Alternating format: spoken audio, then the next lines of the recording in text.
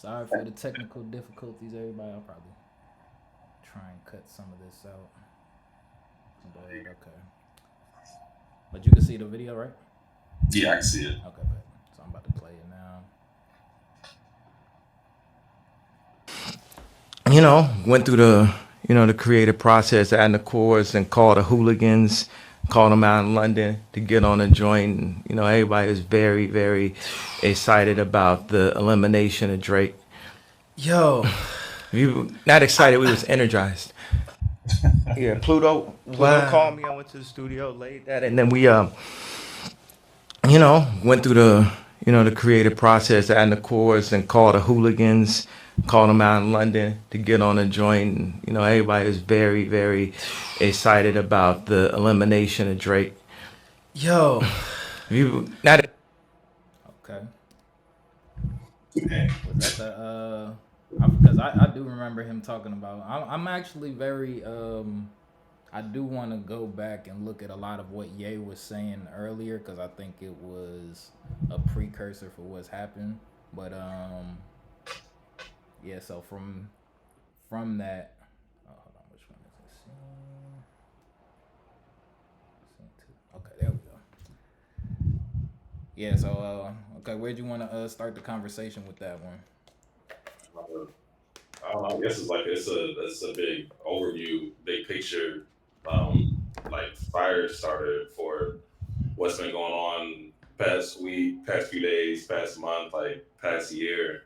Um, and like we were saying earlier, like every 10 years or so, there's always a shift in just how music is distributed, how it's marketed, Mm-hmm. who gets on, who benefits from that, who doesn't. Like, I mean, really, I don't really know. I don't have a specific place to start with that, but I just think it's just a good, like, big picture overview of just everything, because everything starts with that comment, like elimination of Drake. Like, what does that represent? Okay. So do you feel like the where do you feel that the I'm trying to think how I want to frame this. What do you think was the first shot at Drake, or when do you feel like this whole people in the industry got this notion that they needed to take down Drake? Mm. I think it's been happening like over the years, really. Mm-hmm. I think most recently over the past 5 years or so, around the time, or what year was that? I think it was after Views is around the time he got that Apple deal, Resigned, yeah. right? Mm-hmm. And then he started getting a little more commercialized and more success with that. Like, and then people started to see, okay, what type of influence he has, what his numbers are always going crazy. There was a thing called the Drake stimulus package, and Yeah. then just what he represents. I don't know. I think recently this past year with the Metro Future weekend, just everybody, Rick Ross. I guess it's just like just a culmination of all that stuff, Mm-hmm. and it's all been just happening this year. But I think it's been ongoing for the past 2 years, to be honest, with that stuff just ramping The up. goal. Got you. Okay, so who do you think? Who do you feel like led the charge in terms of like? Do you feel like it was Kendrick's do it? You feel like people finally understood what Ye was talking about, or I definitely don't think Kendrick led the charge. Like mhm. in a certain aspect, I think it started out. I think who really initiated it was I was, besides the label like Future and Metro. Okay, Yeah, because I mean they marketed a whole album series off of that, off of just the hatred of Drake or whatever what he represents, and then so you don't believe that they weren't that they didn't realize there was beef, like Future and they said. didn't realize. Yeah, I don't believe that. No, I think that's just gaslighting. Oh, okay, so you don't believe that they didn't know. Okay, got you. Yeah, yeah, I think they knew exactly what it is. So I believe they didn't think it was going to go crazy like that, or I don't know, but I think Kendrick is the one that really set things off. Though he didn't start it, but he damn near finished it. So Got you. Okay. So I don't know where I feel like this started. I think if we look back to let's take a look, a real quick walk through of Drake's career. Hmm. Um, Came on the scene what 2009, 2008. Yeah, around that time. So Wayne, hot, he coming in right under the hottest. I see his appeal off rip kind of as a back in like middle school, freshman year in high school.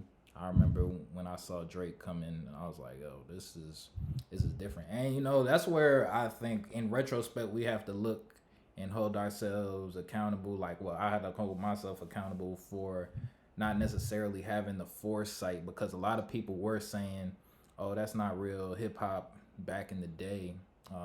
When Drake was first coming on the scene, and I was just like, yo, I mean, I like the music, which I think that's most people's, um, crutch, I guess. But Yeah, I don't even necessarily think there was a problem at that point. I don't think it became. I don't think it was a problem until when did Drake become a problem? I would say, I guess, when we look at his career now in retrospect, it was like we were following him through his journey to the top, right? yeah, Like he was very transparent with, or he made it appear that he was being very transparent with what he was going on in what was going on in his life, the women he was dealing with, the goals he was aiming for.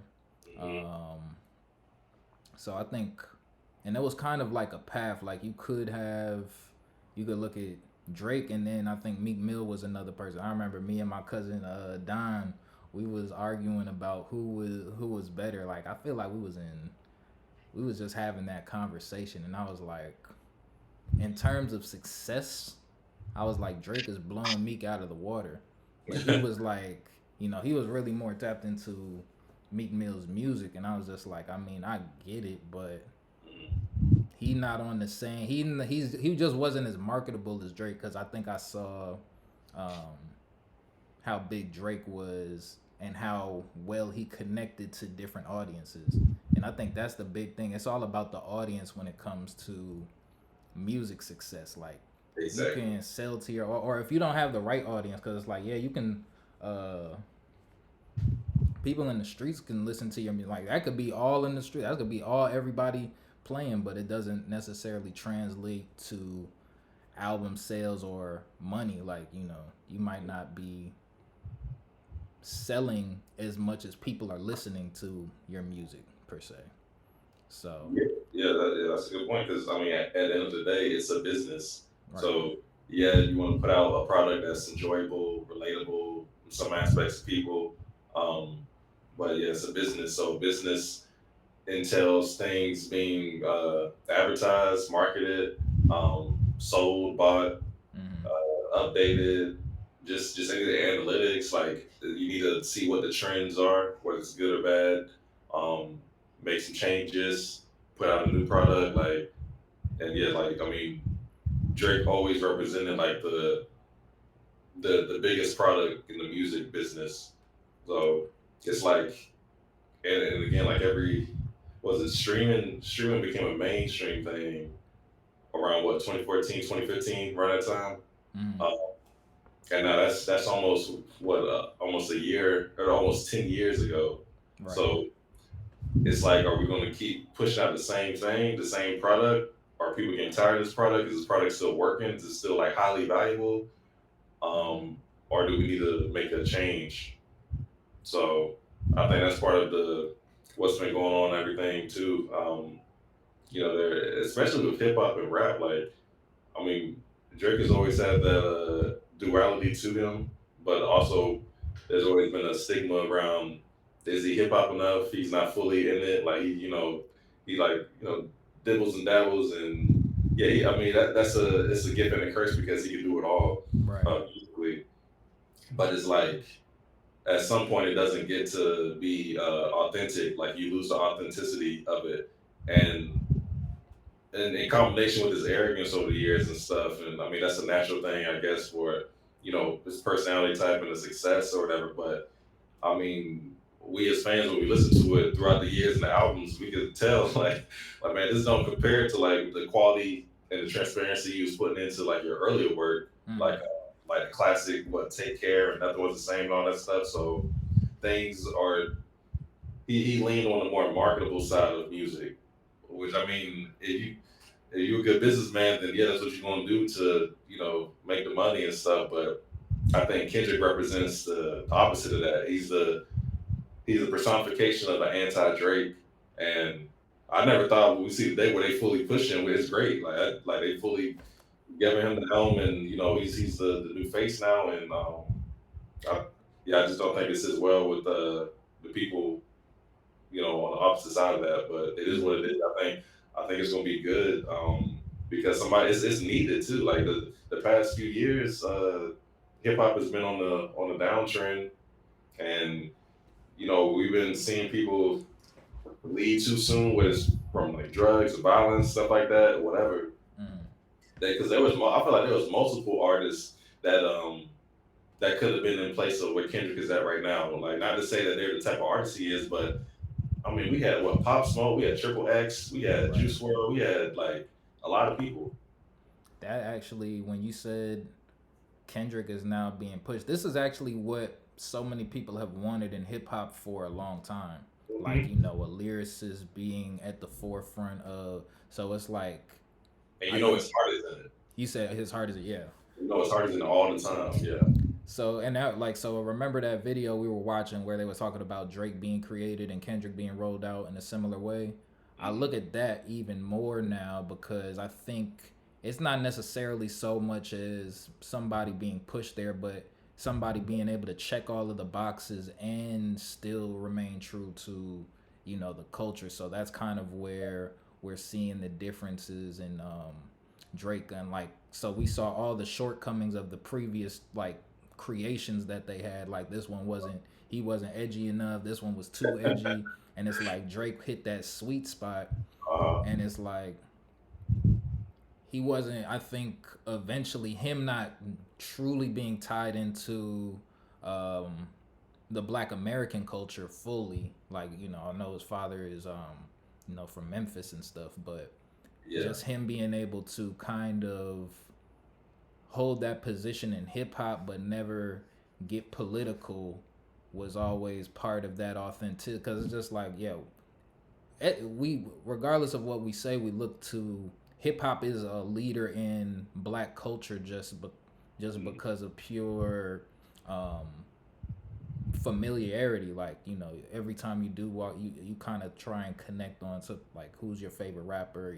Gets a nice gauge on a person or the type of music that they listen to, and it might not even be a rap, I'm not saying, but it's Yeah. just kind of a quick connecting point or just a gauge, since some people don't even listen to rap at all, and then you can kind of continue the conversation based off of that. But since it's such a prevalent, I guess, icebreaker for people within the black culture, with that, because like I always say, I look at music in regions, so it's just like pin you can never really pinpoint where somebody's from if they say their favorite rapper is Drake. It's like, okay, it's not Right. necessarily safe, but it's just like it don't give you too much information about that person E- directly. Exactly. There's no identity behind that. Mm. And then you said something that made me think like, well, yeah, the authenticity level. So like, I feel like he never fully.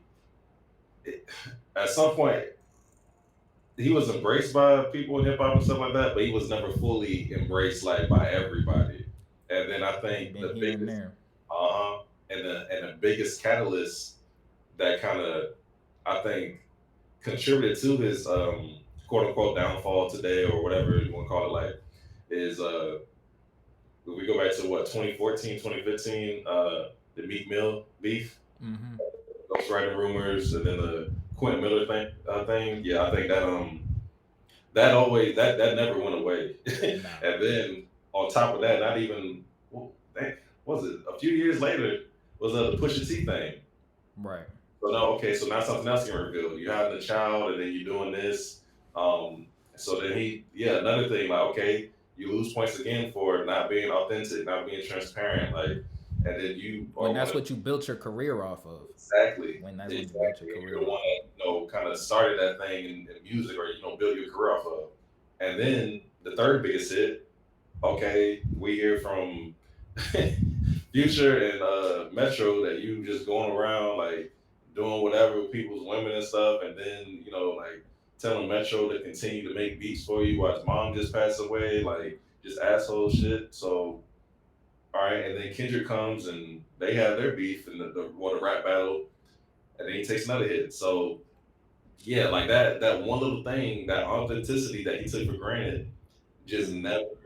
Yeah, it was never all the way there. It was never all the way healed, or It was um, always exposed. Yeah. it was always exposed. And you can't continue to take big hits like that without trying to make some adjustments. Like he never made adjustments on that side. He just always made adjustments on the business and the money side, which there's nothing wrong with that if that's your motive. But I mean, you can't have your cake and eat it too. And he always wanted to still be recognized as I don't know if he wanted to be recognized as an authentic rapper or I anything, think he but was just just crowned as that. Like people, yeah, since he was so big, he was automatically crowned as being. Well, I wouldn't say he was crowned as being authentic, but it's like he's crowned as the leader, and that right. became from just pure numbers and not necessarily for representation in the culture.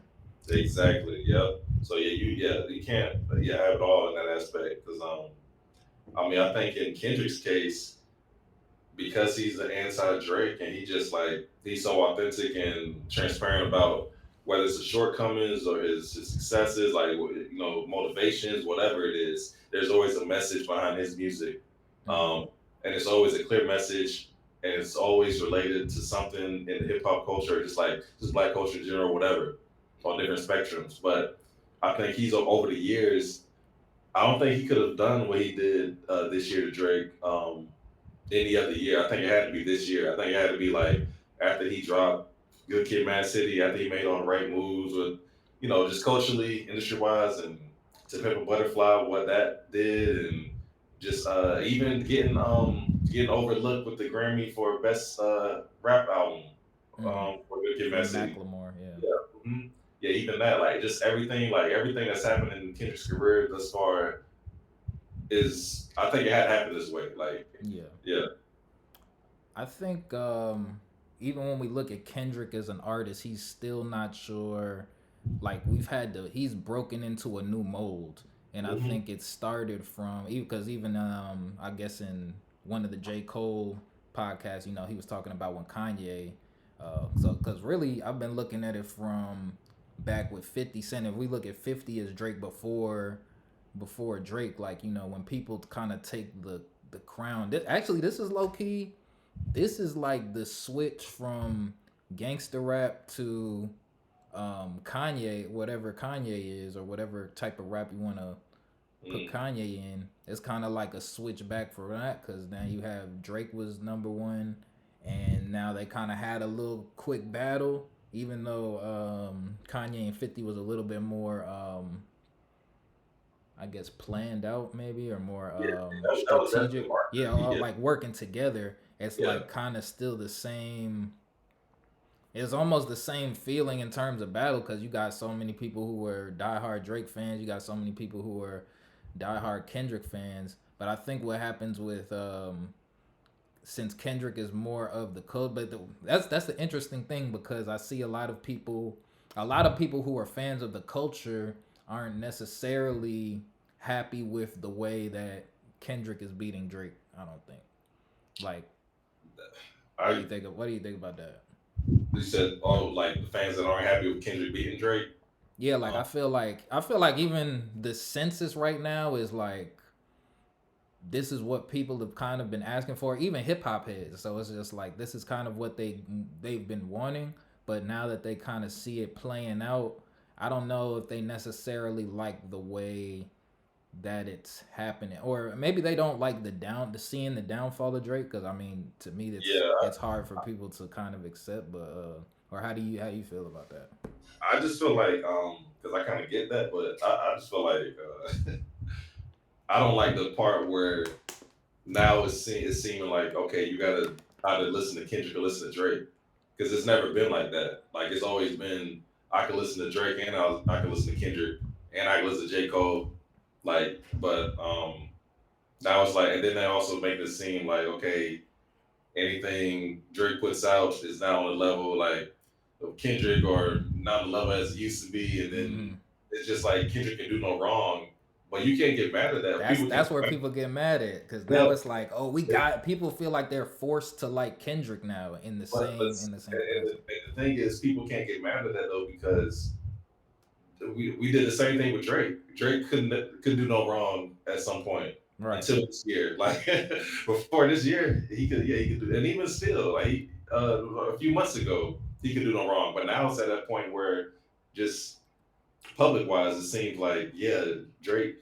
He can't do nothing but wrong, like suing or not even suing, like petitioning Hmm. the label. This is now, so it's, yeah, Yeah, no, I think that to me that's interesting, and it almost is like the like once you're at top, it's like there is no people just want to drag you back down because I see the same thing, and that's what I'm saying. I don't know if it's necessarily in reaction for people wanting to just defend Drake, but I'm starting to see a lot more Kendrick hate bubble up. Just I and mean, but that's just also yeah. exposure to more people. So Exactly, and it's almost a paradox because yeah, Kendrick has a lot of supporters and diehard fans, so does Drake and everybody else, but it gets to be a contradiction when there's certain things people call out that okay, if Kendrick did this, y'all wouldn't say nothing, but because Drake did it, basically it's almost like, and I feel like everybody has had their turn with this. Like it is now cool to hate on Drake, like no matter what he does.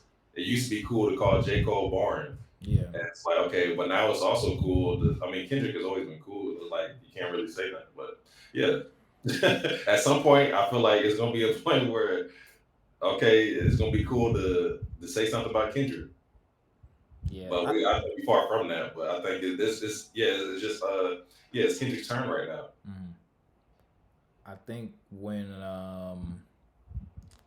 the thing is, I think Kendrick is taking a regional approach to it. Mm, So, and that's where I feel like he's going to solidify his one, solidify the authenticity, and two, solidify a true fan base. Because it's like, he got, and I think that's kind of where it's like Drake was getting greedy. He going over to the West Coast and trying to take that sound. Then he say going right to the East Coast trying to take that sound, going down to Florida. And now. I mean, along the way, he's hooking up with the people who are connecting with the culture at the Yep, time. Like, in Florida, he done put his arm around LOE, Shimmy, they put Wiz Haddon in all of them. So it's yep. just like, But it's like with that, the thing is like, yeah, he benefited from that because he gets longevity and putting his brand with that brand or that new up and coming artist or whatever. But it's also the person that he's featuring on whoever song that is or whatever. You getting a Drake uh, cosign, but so see, I that's think more. that's where it's starting to fall off because Mhm. where it's at now, it is becoming to where it's only really benefiting Drake because a lot of the people who he's putting on, it's like I'm someone who listens, so I've always looked at Drake. So whenever Drake doing a feature, I'm someone who does look at who he's talking about and kind of get to like why are you tapping in with them. Yeah, But I think now it's more not as many people in our age group who are his Drake's main fan base are being put on to new rappers. Like I said, I feel like we're falling off of we're aging out of being the main consumers of hip hop. You know what I'm saying? So yeah, it's like for them to now be marketed to, they're not getting as many new fans from Drake because his fans continue to get older. Like, you know what I but mean? see, but the thing with that is like, it's almost like it's a reflection of what artists are helmed at the top of the top, and it's still Drake, J. Cole, and Kendrick. But and I think that's it's like that until there's somebody else or some other group or of people that can replace that, and we still haven't seen it yet. Like there's a reason why they still do those big numbers and stuff like that until they're pushed out completely. I like what they're. their music listeners are going to be a demographic, and their demographic is always going to get wider. You're saying whose demographic is getting wider? Drake, Kendrick, and J. Cole, the big three. But I'm looking at the rate though, at the rate at which it's expanding. Okay. So I feel like Yeah. that's slowing down, especially as they're getting older. Like I think Kendrick has recognized that, and that's why it's more of a focus on okay, if I'm trying to, because there's too many markets within just America alone to appeal to it. Like I feel like it's a good idea for Kendrick to not even try to appeal to being number one in Atlanta.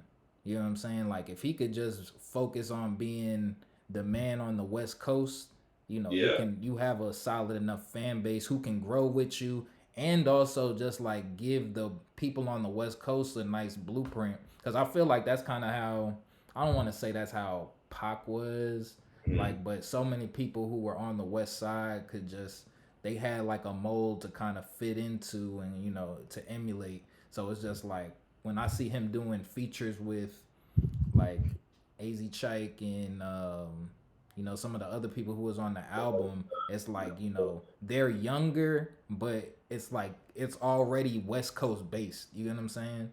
And I get that. My thing is like I mean, he just now doing this though, which I'm not saying is bad. I'm just saying he's just now doing this.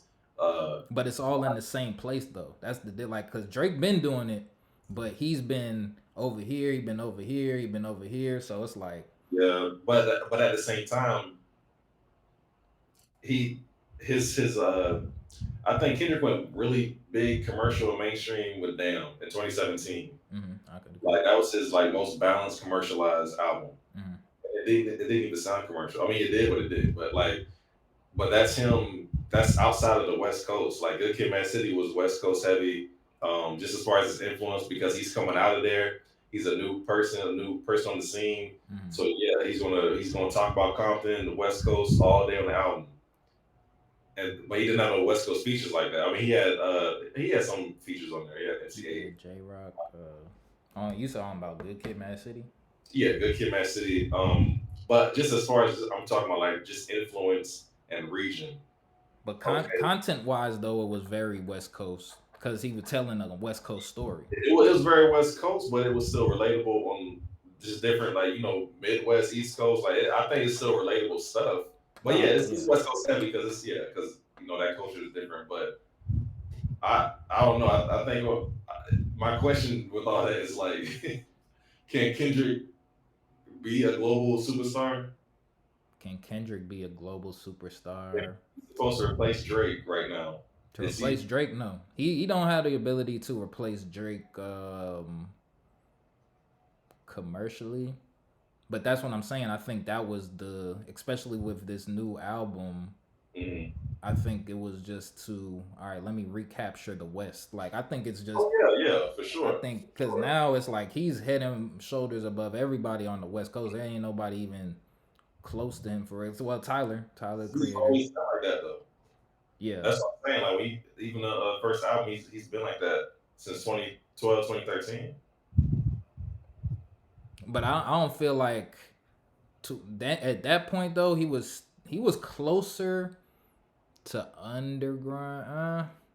I, Yeah, you're right because I don't think he wasn't translating that well. It's hard to say because Kid, Mad City was so critically acclaimed, like in the I guess just in hip hop in general, since it was exactly. so accepted. Yeah. It It, was kind of like that.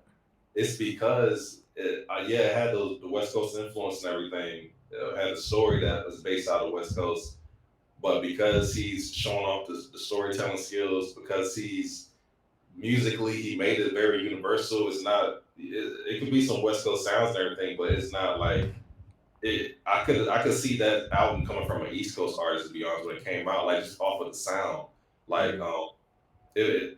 it's a universal sound in there. So also I feel like with the social media thing and just like internet culture and growing up in that age, I don't. I think you have no choice but to. There is no exclusivity with this regions anymore. Like, yeah, a region can break a sound, but yeah, I think I don't think you can be boxing in with just the West Coast anymore. I think that's been done.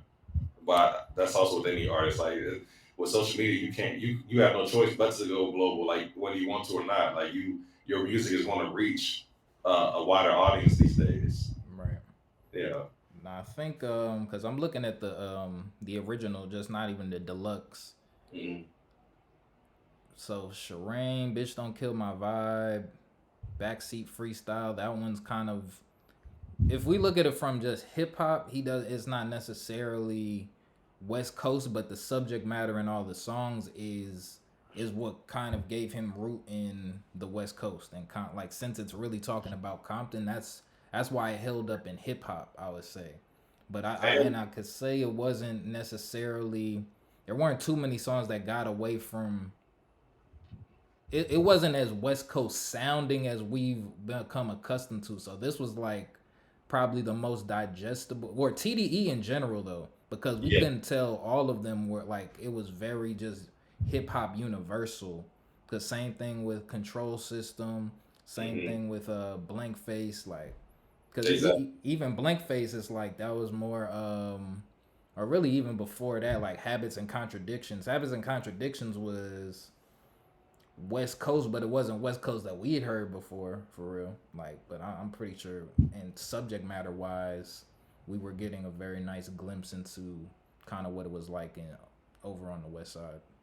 Yeah. Yeah. For sure. Yeah. So, yeah, let me. I wanted to play since we were talking about this earlier. I want to play Wendy Day talking about the record labels, real quick. Yeah. And, you put out your project, maximum 12. hold on, let me see, because I forgot where when she started. She started cooking. I was like, hold on. Let me get back to sharing the screen. It's not really.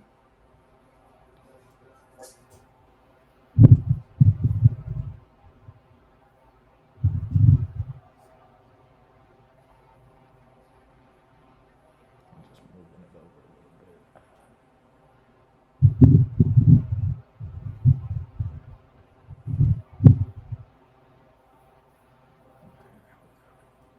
Let me see Out of your share of where. Yeah. for like 15%. Oh, my goal is to get a deal.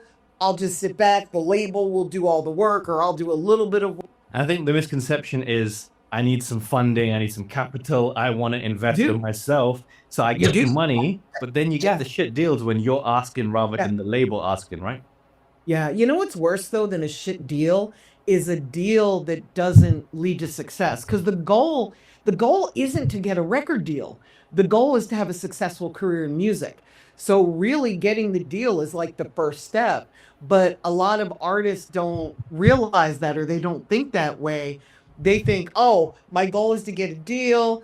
I'll just sit back. The label will do all the work, or I'll do a little bit of work, but they'll lead me and I'll be okay. And that's not how it happens. When you get signed, they'll fund you, but they'll fund you with a very small amount of money if you don't have proof of concept. Meaning, if you don't already have leverage or an amazing team of people that have done this, many, many, many times and recently. I'm gonna just pause it right there. I think that's what both Drake and Kendrick have right now. Like I think Kendrick's team is going crazy right now. I feel Mm. like Drake's had his team for a long time, which is why some of the things do shock me when I say like I'm not expecting to see, and I don't know if they're mistakes either. So we Right. gonna give Drake some definitely some leeway in all of it because I got a feeling he's a mastermind and he has some things under his sleeve that we may not be privy to. So I'm not Yeah. trying to write it out yet, but just from the outside looking in, there's some things where I'm like, okay, I don't exactly know where you're going with this, but hold on, like I was just wanting to pause right there, but Yeah. Yeah. No, that's a good point. Or if you don't already have something going viral, like a song that's already taking off, they're not gonna they're not gonna make a lot of effort for you. So you're gonna have to do the work anyway, but you're doing the work at that point for like 15% of the income. after you pay back all the money they're spending out of your 15%. Yep. It's not even coming off the top. It's like you're paying it out of your share. It's like paying off a mortgage on the house, but then you don't own it when it's paid off. It just doesn't make sense to me. It's never, in 32 years that I've been doing this, it's never made sense to me. I totally agree. I've run out of reasons recently why artists should sign to labels, but I think even if, can we just double take on explaining the advance for those who don't know? Like I get it, but like there's nuances to it. So when you There's take a lot the of amount of nuance. cash up front, what are some of the terms to pay it back and then get into profit? Exactly. So an advance is exactly that. It's recoupable, and it's recoupable out of your share of the income. And their goal is to give you as little money up front for as long as possible of a term, and your goal is to get as much money as you can for as short of a term. So you're already going into it kind of at extreme opposites. So you need to have some leverage so that you can get the best deal possible, right? Yeah, this is where we go into the leverage conversation of where Drake is now, where Kendrick is now. So that's what. But she's almost done with this section. Okay. So once you get signed, let's say the advance is 150,000 or 300,000 US. Let's say that that's what the offer is. That doesn't mean they're going to cut you a check for 150,000 or 300,000. It doesn't work that way. They will have a budget that they've put together on their side, and you don't really get to see this until you're negotiating the deal or you've signed the deal, right?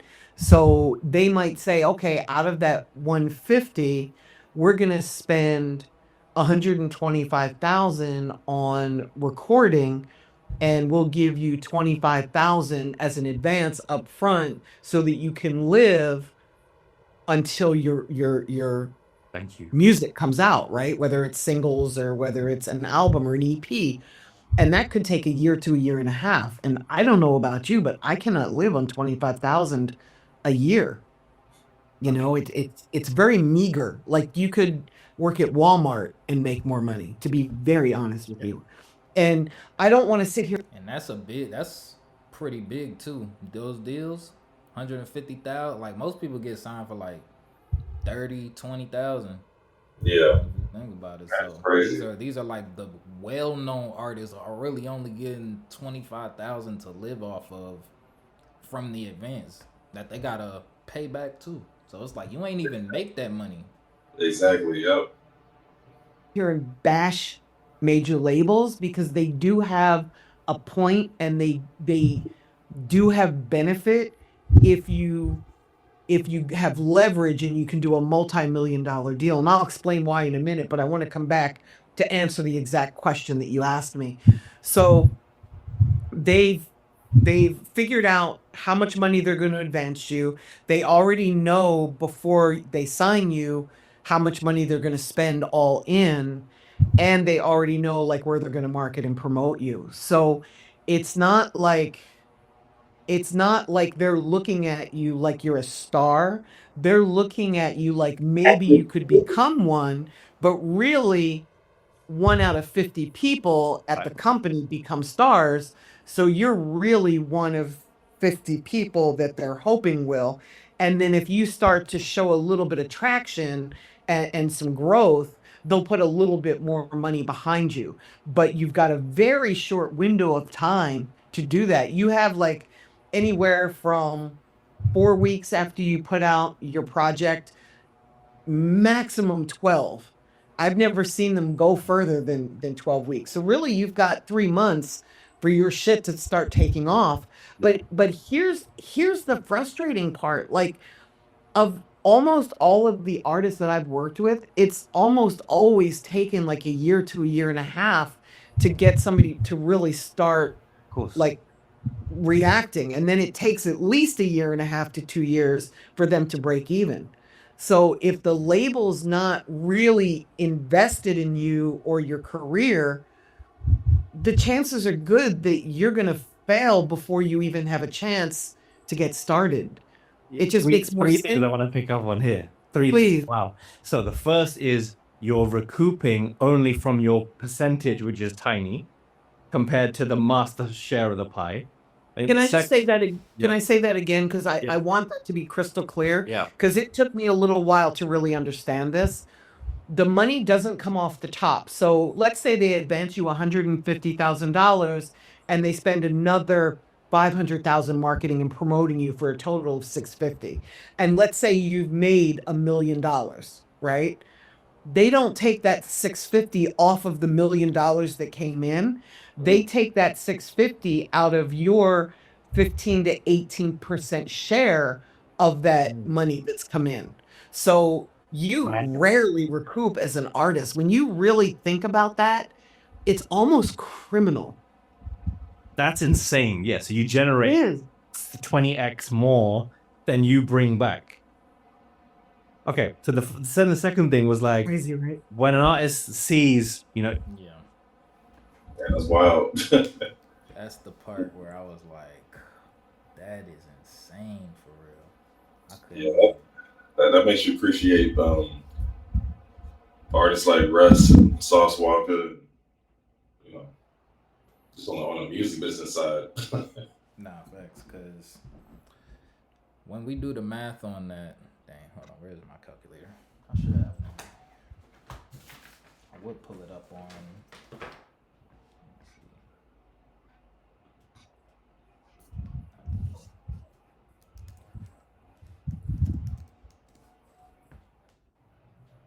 So if you have, that's $1 million, right? $1 million times 0.15. So for every million, you would have to, you would get $15,000. That would then go towards your 100. I don't keep saying that. 150,000. That would then go towards your original payday loan, your original not payday loan, but advance. Yeah. But from that, you're still spending money. Like, so that was just money that you had initially to. You had 25,000 that you was kind of your upfront loan cost that you're supposed to be living on. So once you start getting money in, you have to start spending that money already. Man. So it's like so it's like, yeah, and now you still own, like she said, if they add another 500,000 onto it, you still have to pay it back at that rate while using the money that until you have to make $1 million before you even break even with the company. Yeah, that is crazy. So it's like everyone we see, and then if we look at we was looking at the cost per stream. Hold on, it was a stream calculator. Yeah, pennies on the dollar.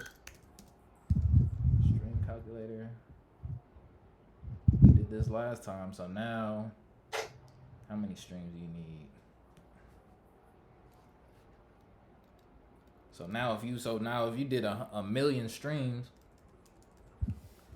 let me see.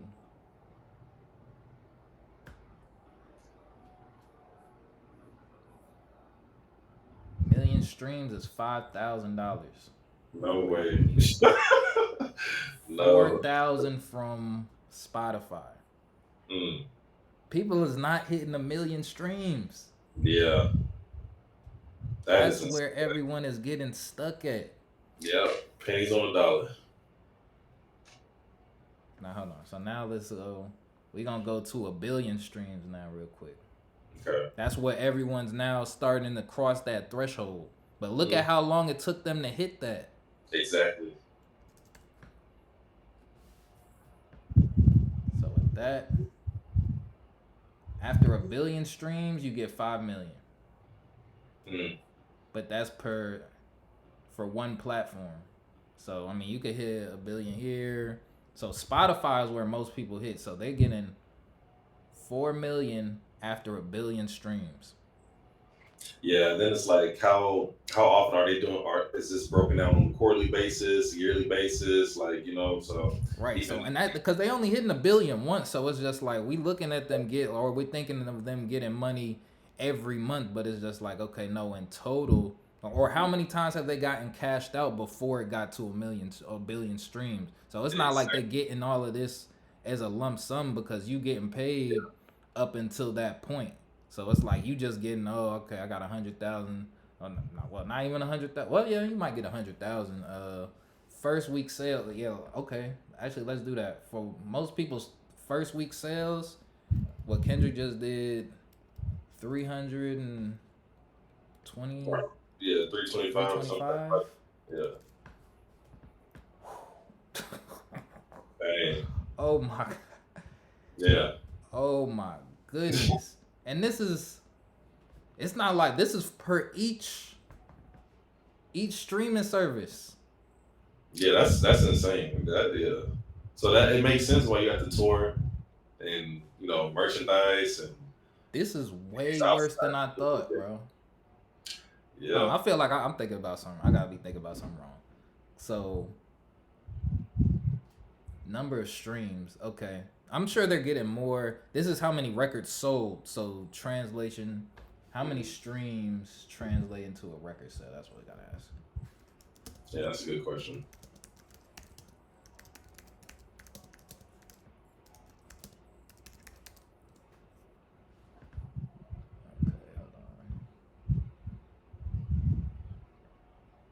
Can you see the Google? Or yeah. Okay. I didn't know if it was switching. Okay, so it says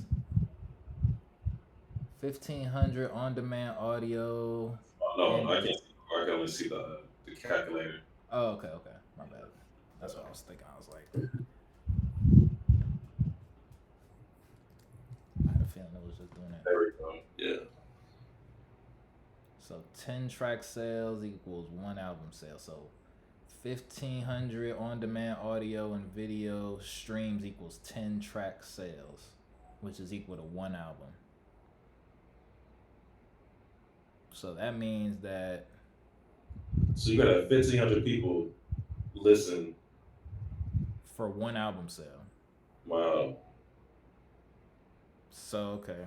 So that means that's how many streams. So we'd have to take 15,000. Hold on, let me go back to the calculator, to the regular calculator. Or you could break it down with like however many tracks are on the album, and then let's say somebody has 15 songs on their album, and then what is it? 1,000 people listen to it, or something like that. Hold on. What'd you say? Or no, 100 people. Well, no. Let's see. 15 tracks are on the album. On his last album, or are you just talking in general numbers? Yeah, just in general. And then you need 100 people to listen to it. You need 100 people to listen to your album. Because if you got 15 tracks. Okay. 15 tracks, you need 100 people to listen to that album for it to be count as a sale. Right. If it's 1,500 listens, right? Mm-hmm. Yeah. So we'd have to have, hold on, let me see. So it'd be 1,500 times 325,000, right? Okay, so this is how many streams he would have had. So it would have been 487,500,000. Yeah, so 500 million. 500 million streams. Okay, so now let's see how much he would have generated. Okay, so first week, when they looking at Spotify, let's see. That's almost 2 million. So probably 500 million would be.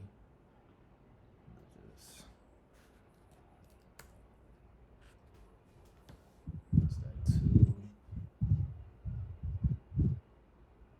2 million from Spotify. But I mean, that's split up between each platform basically. Luckily, I mean, Spotify is the cheapest one, so you're probably getting. But still, all that together, man, that's. I feel like we need to pull up Because I know Russ like tweets out some of his TuneCore and stuff and earnings and all that. And that I think that's on like a monthly basis he gets, or is it monthly or weekly what he gets? Like it's some crazy numbers on the independent side.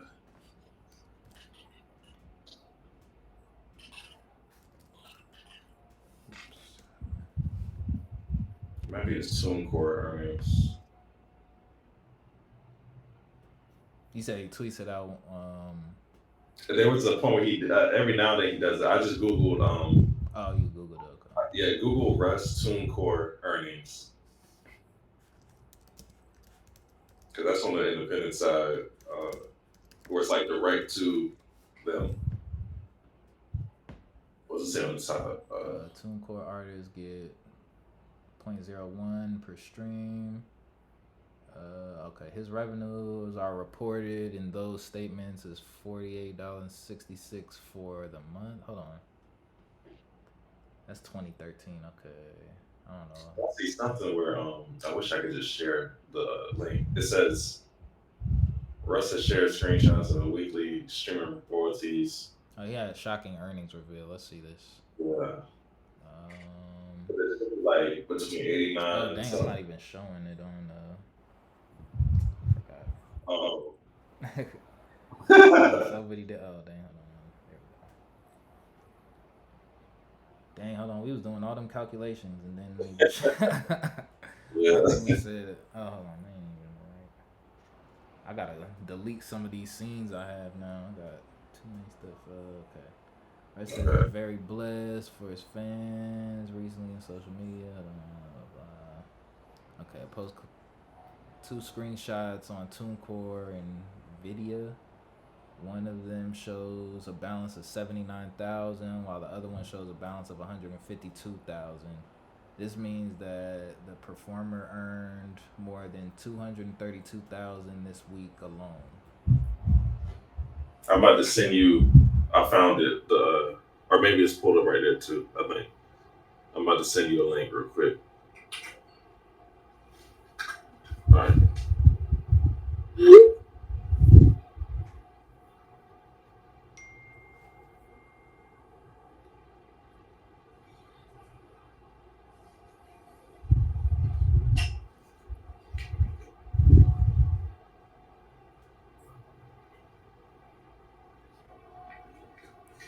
I'm sending it to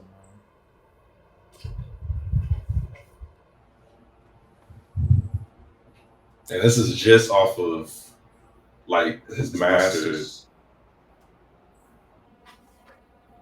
Those royalty earnings.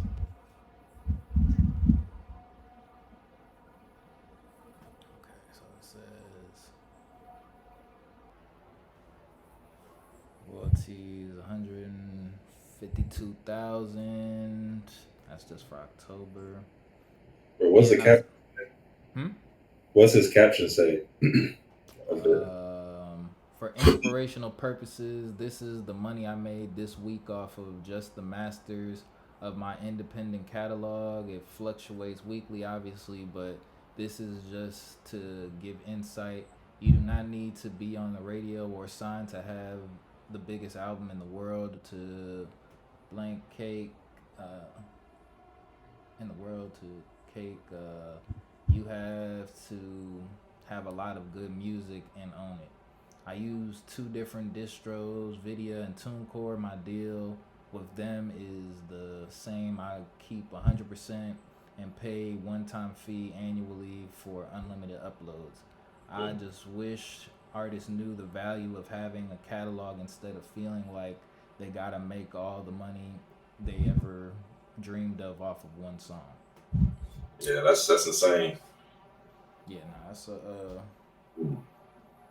that's real independence, and that's where a lot of people don't understand, because people really do. They don't understand, but they really just want the fame when they talking about they want a record deal, because it's like it's not really much that I think the image that kind of comes behind being signed like that is one thing, but yeah, ultimately. And that makes me like think about like the past couple years when we've been hearing about like bigger artists like Future, Migos, the YB or not YB, like just other artists selling their catalogs to like tech companies and this and that. And I really want to. I wish we could see like a breakdown of all that stuff, like just the math um, and the reasoning behind that. Because is that just fully going to them and their team? Is some of that being taken off so they can pay back what their initial deals and debts were to the labels? Like how much of that catalog money are they recouping? I don't think there's recouping very much, honestly. I Was it really. like 10 figure, like 9, 10 figure deals? But it wasn't nine though.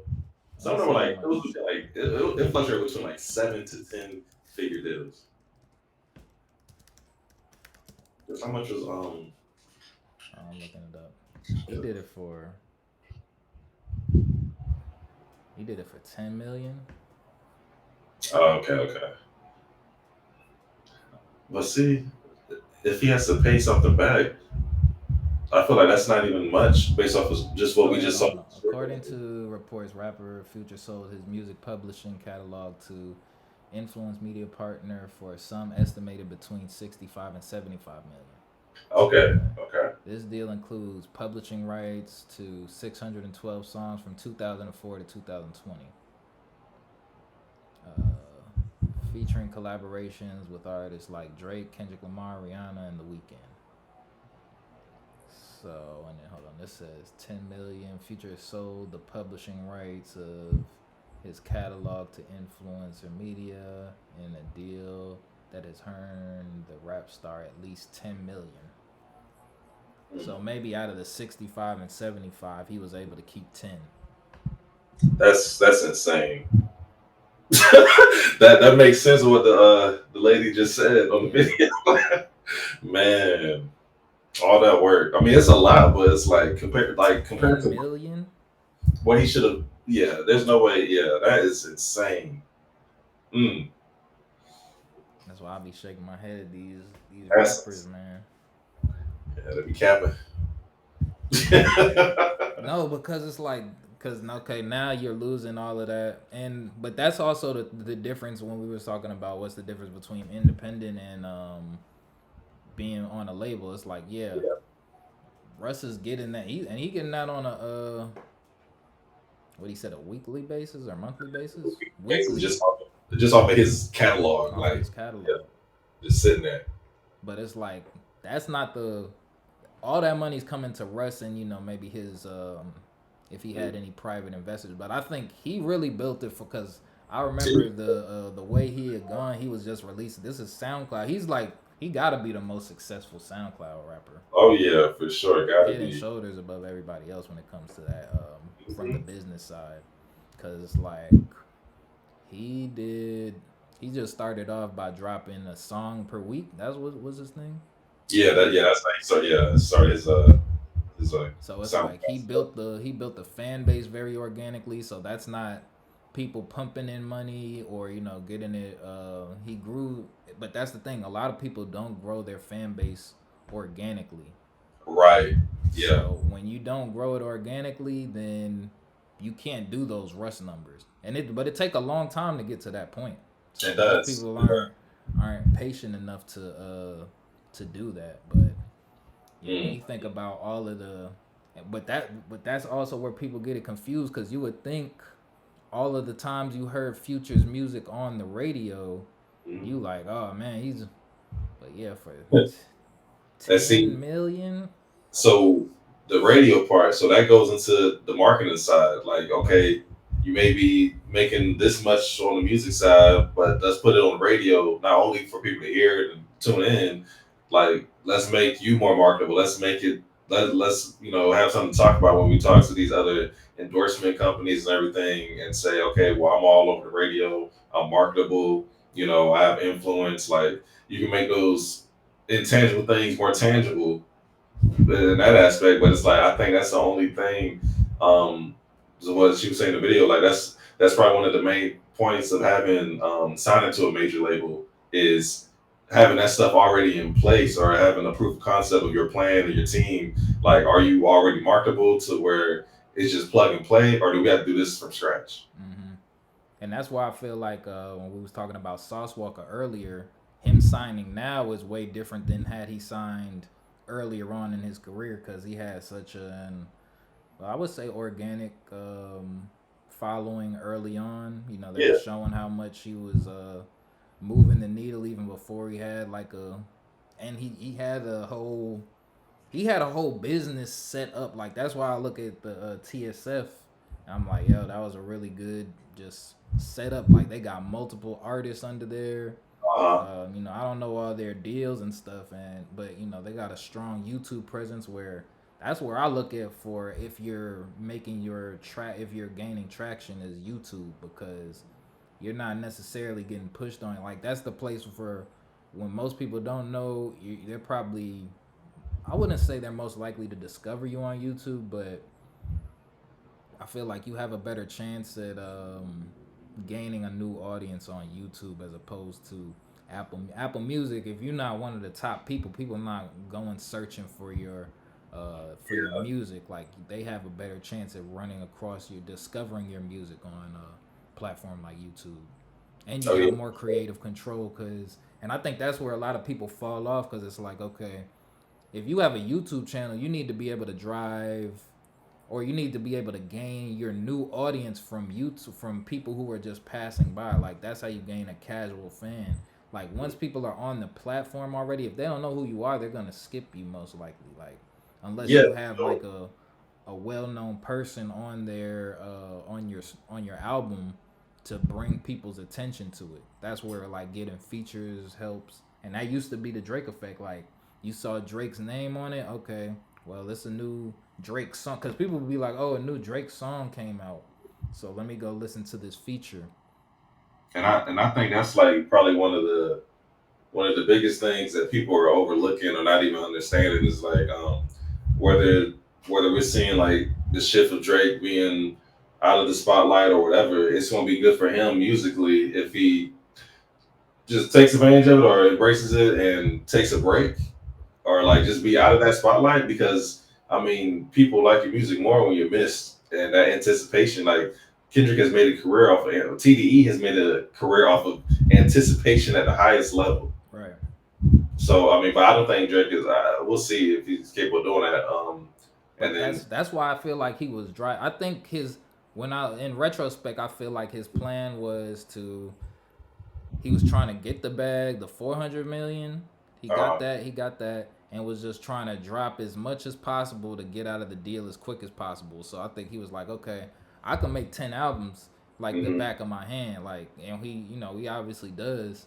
yeah, So it's like, okay, his Quan plan was just to profile. get out. He was like, okay, because how many? When did this? Let's see. He dropped a lot. Catalog, not worth, but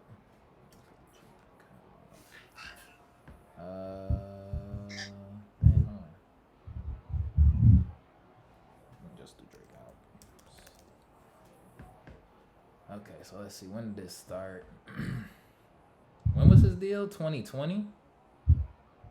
I have to Google that one. I don't know, just to make sure we're right. Yeah, $1 million record deal. Okay, he signed it in 2022. See, I thought that happened way longer ago. And My bad. see, in Scorpion, he said after this album, I'm out of the deal. So that was 2018. So it's like, what was in between 2018 and 2022? That's when he dropped. He had dropped the demo tape. He hasn't Well, missed a thing from Scorpion. we had Care Package in 2019, Yeah.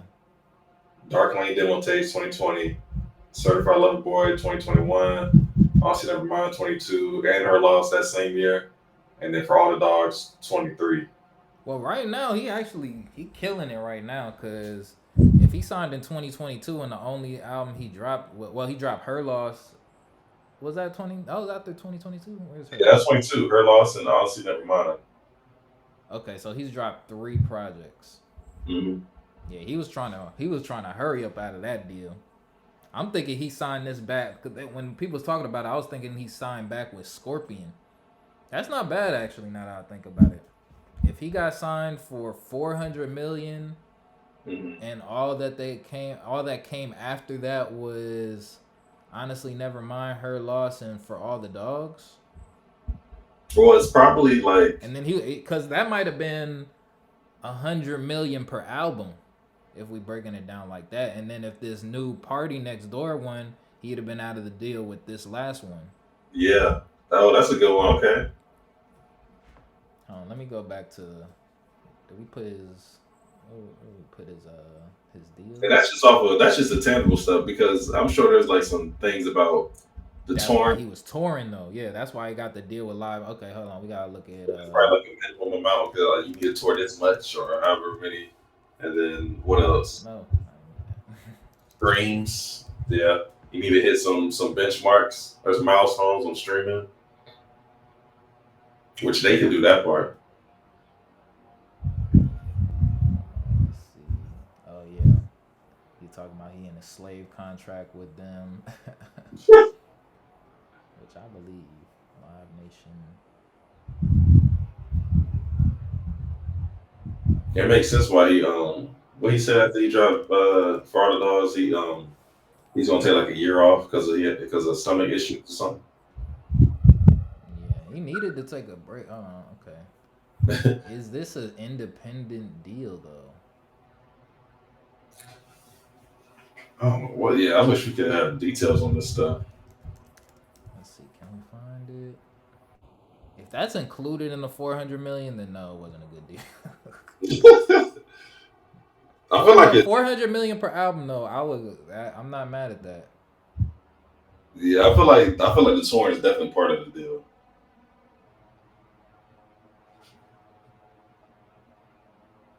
Nah, hold on. We gotta figure this out.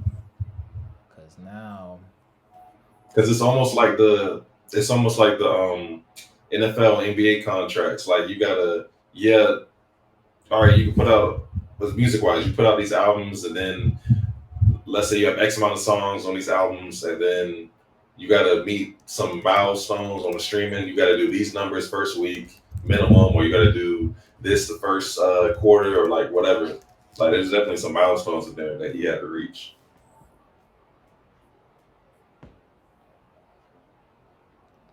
Drake with Live Nation open concert, Toronto.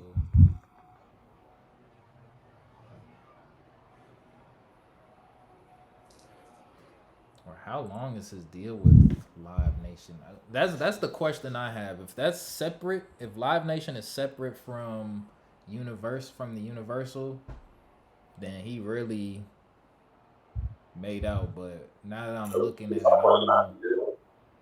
You said what? So we didn't talk about the Nike deal too. Let me see how much his Nike deal.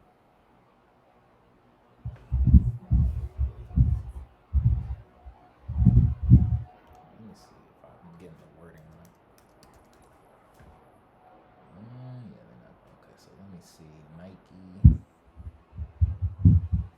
We really pocket watching Drake right now. Okay. Okay, but look, so he got 450 million from Nike. How That's many probably years? way better than That's crazy. No, it's crazy because he not even like this is just really for marketing. He ain't even producing nothing, so it's like, Yeah. and you gotta look and that, but that's why you gotta look at the music because it's like, Well, he has that. I mean, what the collaboration line and stuff, but he's not yeah, doing like no work. It's not like he's yeah, turning out albums that's true. That's and a true. different like he getting this money and just gotta wear the stuff like And concerts. he for the other this 450 million way easy. I'm taking this. That's like two completely different jobs. That's like one working. See, no, but see, like, when is this contractor deal up? Like, is he in negotiations for this coming up too? Because that's probably why some of these petitions came out, because they're saying all this the not like us stuff, the subject and that is like affecting some outside deals too. So that's probably some of the motivation behind that. Like if he got a new deal, he negotiate with Nike, and they like we need a, we can't go up another notch. Then yeah, I understand that, but yeah, we need more details on that too. See now, when There we might look not at be. his, but this is also what I was talking about. I'm like, this is why I was like, Drake good to Yeah, yeah. stop. I'm like, I don't think J. Cole got these other deals like that on in the cut. How much He is might. Jake Puma deal? Let me see. Oh yeah, let's see. Let me see. I don't know. Multi-year deal with Puma. Oh, hold on, don't tell me. I just saw that 130. I was like, what is that? Sportswear, dude. See, I feel like he leaves his business is like just like private because I don't even see many details about the stuff that we supposedly know about. That's because it ain't that much money. If it's that much money, people know, or people Uh, gonna pocket watch you and know. They gonna write them articles. They like, oh, J. Cole got the nah. See this? see, yeah, but he just has that mystique to him. Like he just, yeah, because I really do feel like he just don't put. He just has something where like when he signed a deal, part of the deal was to not put the deal out there. Like I don't know. So he signed a multi-year partnership with Puma. They got the TV commercial. Like you ain't got to do too much. Like that's why it's like yeah, it's cool to you gotta have the brand deals. But that's where Ye made most of his money. I feel like when he was pairing with Nike, then when he had the Yeezy brand is what bought. Like he was not a close. He Yeah, wasn't anywhere remote. How great his music was, how great his catalog was. He was nowhere remotely close to being a billionaire off of music. well, yeah, for sure. Yeah, and that's because I mean he just had the motivation and just like the love to do that type of stuff. He wanted to branch out and be big in the fashion, high fashion stuff, but which is great. But like again, J. Cole, I just feel like his stuff is just like ironclad. We just not gonna know unless he want people to know about it. If he can avoid it. Like he can't avoid the music stuff like that. Like that's gonna be out in the public. But other stuff, yeah, he can make them signs to where I don't want these numbers public. See, this ain't gonna cut it though. This don't help him branch out anymore. These type like Yeah, it because you need got to, it don't have enough personality to do that for me. or maybe that's what we looking at on as Americans, but maybe Puma is big, somewhere else in the world. I know a lot of soccer players It and ain't wear as Puma. big as Nike. They ain't giving them Yeah, that's true. Yeah, that's true. because I feel like he definitely has more leverage going to a company like Puma as opposed to Nike. But Yeah, yeah, it matches his personality. let me see some of these. How much was Puma sold for? 5.3 billion. See, we could look at that right there. If Puma Mm. was sold for 5.3 billion, how much is Nike worth? A lot. Dang, 116.61. Ooh, nah, he ain't no. J. Cole's deal might be 500,000, man. I ain't gonna lie. Nah. It's definitely in the millions. Like, I don't know. ain't no way. Go. I don't know because One we time. thinking why would I don't feel I don't know. I couldn't see them giving him. I, I don't see him doing enough for 1 million. Nah, I think it's something this is a lot of stuff we just don't know or see. Like it, yeah, it's just not public. That's what it got to be like, cause ain't no way. Bro, Nah. okay, maybe I'll give him because I'm thinking, yeah, Drake got 450 million, but Yeah, they in 100 billions. J Cole at least got 10 mil from Puma, cause ain't no way. Yeah, they got I 10 don't know if million. they shelling out that much. If you only worth, that means Drake almost got this, almost got as much money as Puma.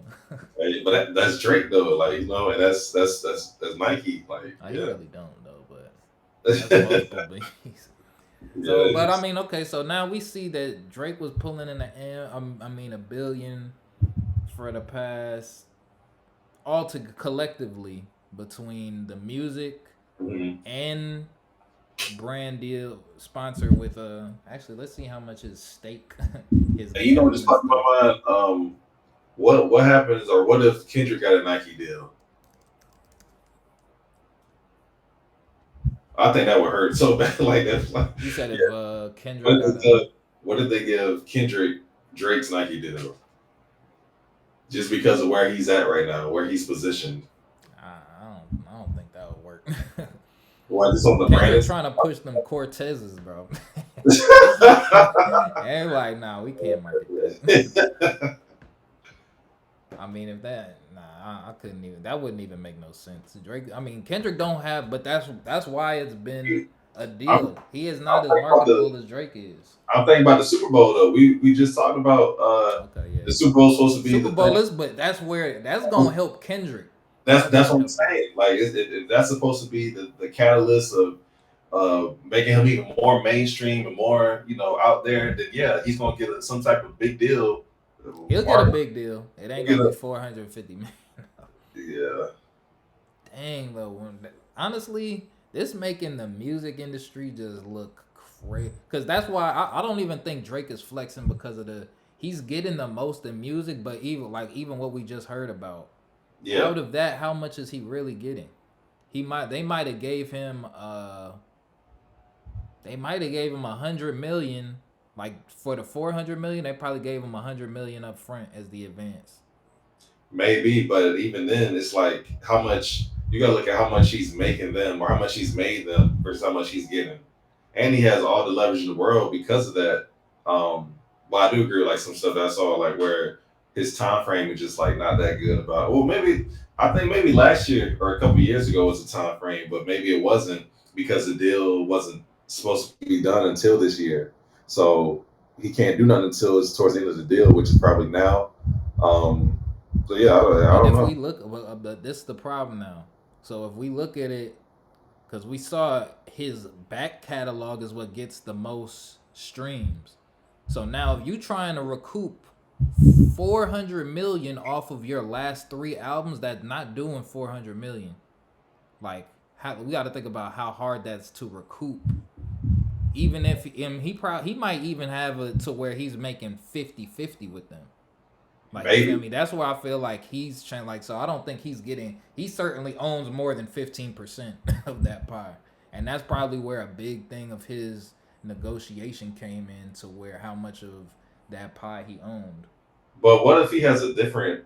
What if his deal is just structured differently? Like the four hundred It's million might. definitely structured differently. What were you saying? So in that case, if it's structured differently, then the 400 million is like that's his, and then the label gets 2, 3, 5, 10 billion or some shit. I don't know. Like there's no way he's getting 400 mil and they're not getting a few billion at the least. Because why else would they give him that over 3 albums and concerts? Yeah. Well, actually, now so we've definitely established that he has the tour is definitely now included in this because there's no Yeah. way off of the three albums. Honestly, never mind for all the dogs and her loss. Her loss did good, but I mean, I feel like let me see. For all the dogs is still playing. I think that's just the replay value off of that. I think that's going to be one that we'll see stays on the was it the hot 100, 200 Billboard charts over at least a couple of years. It's so 402,000 Because his music in the always first week. like his albums, his solo albums always age well. I mean, that agent well, they That's talking what about you got a small window. You said what? that's but the aging well is the reason why his back catalog is valuable. Like we still listen to, at least me, I can listen to any of his albums besides like minus two projects. Like his solo projects are like they always age well musically and just like time wise. Let me see. Do they tell how So much I can see some negotiating power under an album like that. Like you know what his music is going to age like.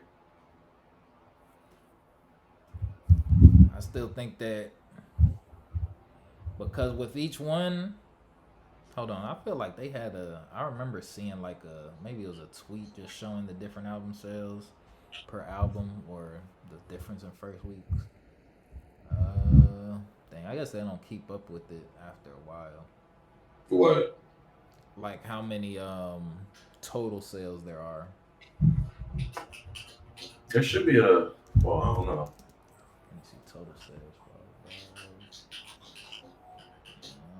I don't know where you would find that information at.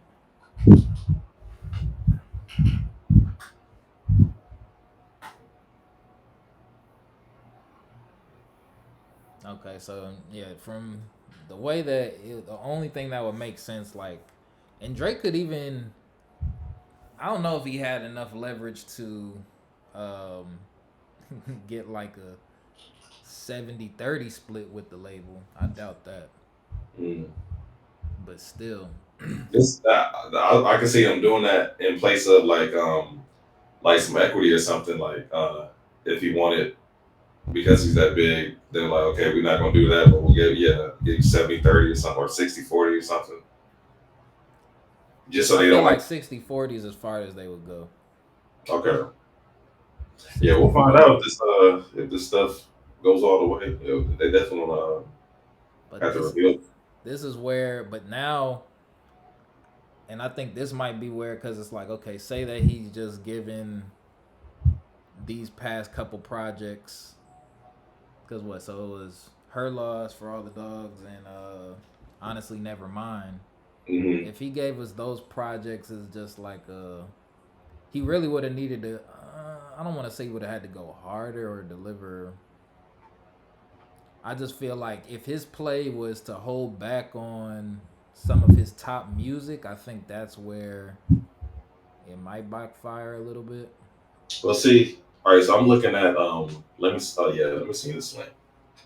Looking at the Billboard Top 200 right now. Mm-hmm. There's albums on here that's still in the hold on, because this is important. All right. So this is the top 200, and it's showing. We can filter, but it's showing like this week, last week. Her Loss is still in the top 200. I mean, it's not 180, but you can see it's still on there, and we always hear records being broken of Kendrick and Drake, The Weeknd. You know, their music, their albums still being on the top 200 charts over like a few years, like 4, 5, 6, 8, 9, 10 years. I'm saying, like, that's what I'm saying. Like, the replay value and the music aging well, yeah, like there's still negotiating power, and just like there's no expiration for his music.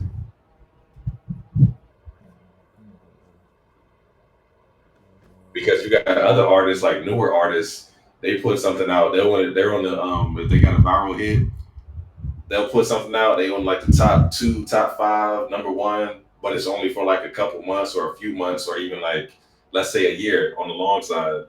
Whereas they won't be on the top 200 in the next 2 years. Damn, hold on, where's Kendrick at? Dang, My Beautiful Dark Twisted Fantasy is still on there. 172. Yeah, let me see what Kendrick got. I ain't even on this one that I'm looking at. I see The Weeknd on there. I see Tyler still at 3. Mm-hmm. I don't think. You talking about Kendrick's new album? Did it even not come out yet? Oh yeah, it wasn't even official yet, huh? Yeah, because they still doing projections. It's not official too. Oh, okay. I was about to be like, yo, ain't no way it's not. So For All the Dogs at 61 right now. Take Care's at 54. That's just this week. Like Igor 51. Okay. but so right now we can only pay attention to the ones that he's recently reviewed, because that's the ones that's counting towards this new contract. Okay. All right. So For All the Dogs at 61. I just saw Her Loss is at what, 1. 61. Yeah, For All the Dogs. Last week's position peak number 1. Weeks on the chart. So 59 weeks on the chart. Her Loss is at 180. And then what's the other one? Honestly, Nevermind. That might be the one that's not on top 200. Well, I don't see that. Sauce 180.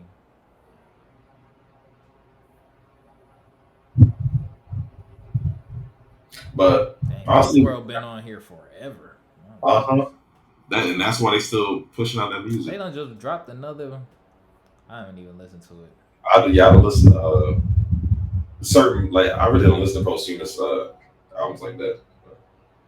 Yeah, I really don't want to hear it. Scorpions at 138. Yeah, his music. Yeah, weeks on the chart. So yeah, 334 weeks. Scorpion came out in 2018.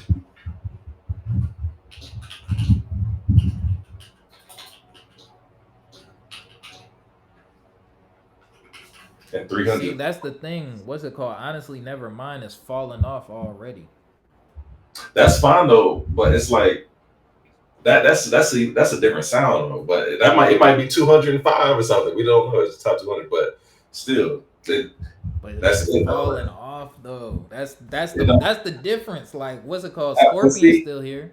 but that one came out first, and it was a different sound. That's not hip hop. That wasn't first, or Her Loss wasn't first. Honestly, Nevermind was the first one. Okay, so honestly, Nevermind was the first one.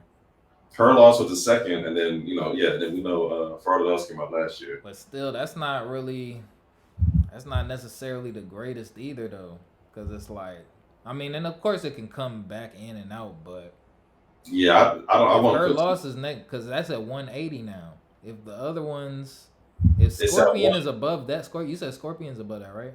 Yeah. Scorpion's at like 61, but I'm saying That was like, oh no, see, yeah, Certified Lover Boys before that, that's still on. So I'm looking at the drop off rate if we're trying to go by the numbers that he's done post this new deal. But so we look at drop off rates. You got to look at how many weeks it's been on the chart. Her Loss has been on the charts for 107 weeks. And then what's the other one? You just Certified Lover Boy. That's been on for 168, but it's still higher.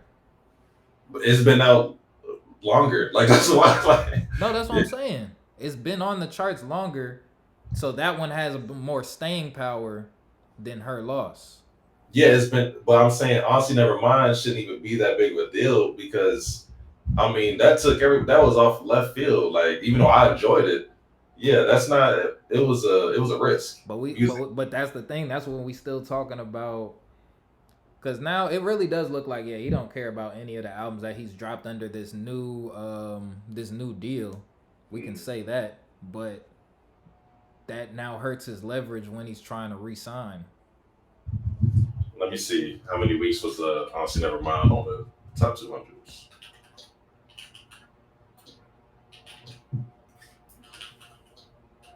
Because they looking at it like, well, you're not staying as long as you were prior to signing.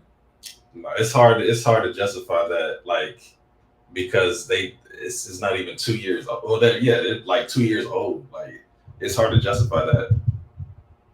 You gotta find a way to justify. You gotta let some years. It gotta be like, okay, we gotta study this for 3 or 4 years to really see. Like, yeah, you can't just do that for 2 years. Like,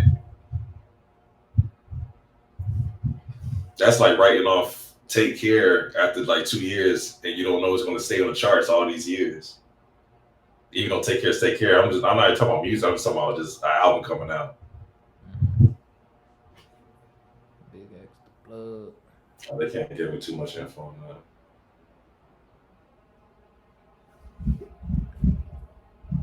Alright, Carrie. See, Taylor Yeah, I don't see much about the honestly Nevermind top 200 numbers, but hold on, but okay, real quick.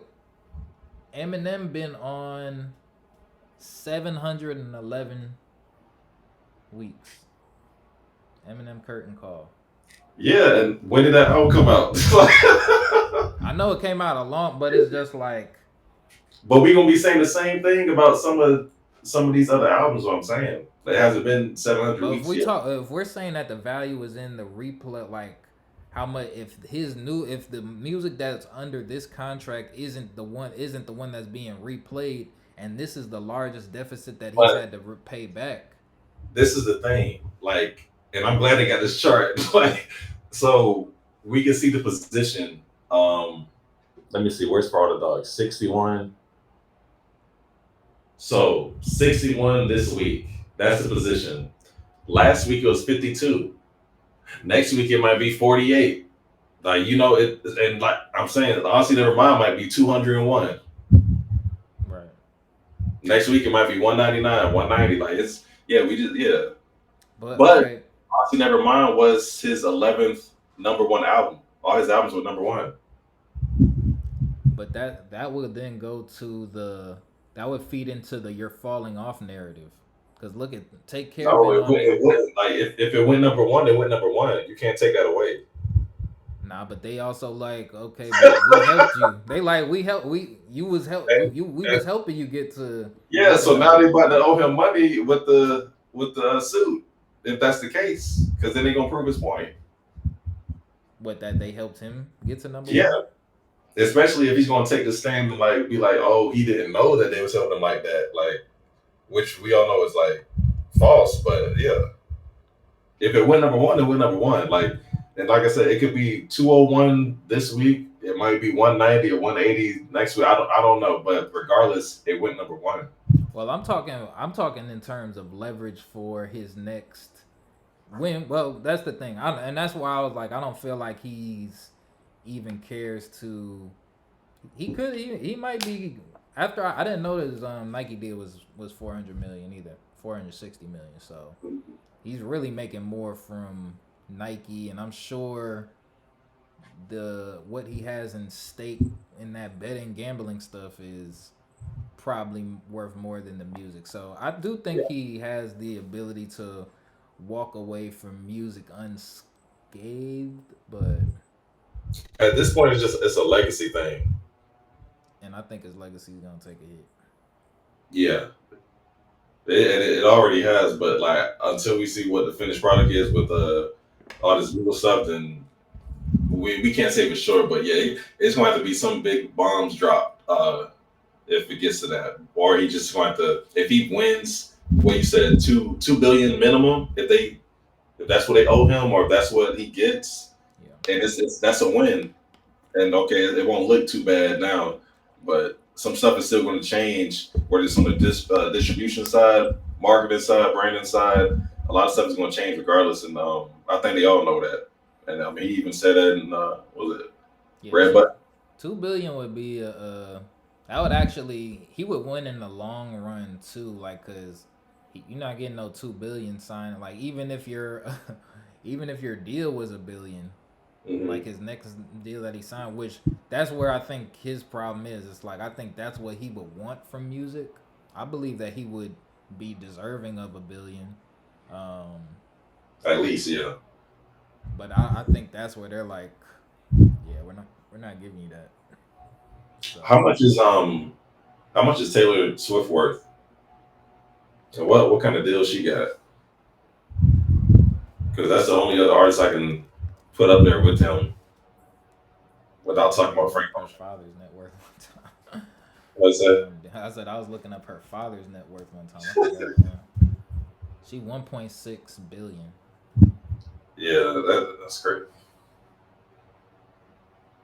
Yeah, her being in the billions is crazy. Mm-hmm. That's not crazy. It's just like, yeah, man, you got the whole. Oh, and with that, Kendrick got the Super Bowl coming up.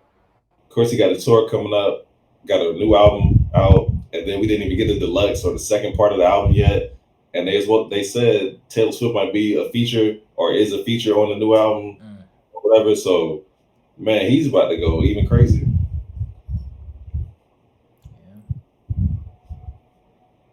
Yeah. It's a lot of money talks, a lot of money. What else does Drake got going on? So I that's where I don't know where I just don't feel like he was necessarily like I think he was making moves with the idea that he would have music as his like stronghold, because really the thing is, even though he might not be getting paid directly a lot from, well, I'm not saying he's not getting paid a lot, but I'm saying like that may not be where a majority of his funds is coming from. but culturally, that's what allowed. Like that's the reason why he has a $460 million deal with Nike because of the music. He has the gambling one because of the music. So that's where I'm like, if you can't produce the same numbers, which I think he would get out of this deal and then drop music that people have been waiting for. Yeah, I think so too. But it's just like, okay, it's more of a question, is it going to look like when Ye was independent or is it going to look like, and I think that Drake would have had a lot more leverage of going independent and had he done it prior to this deal.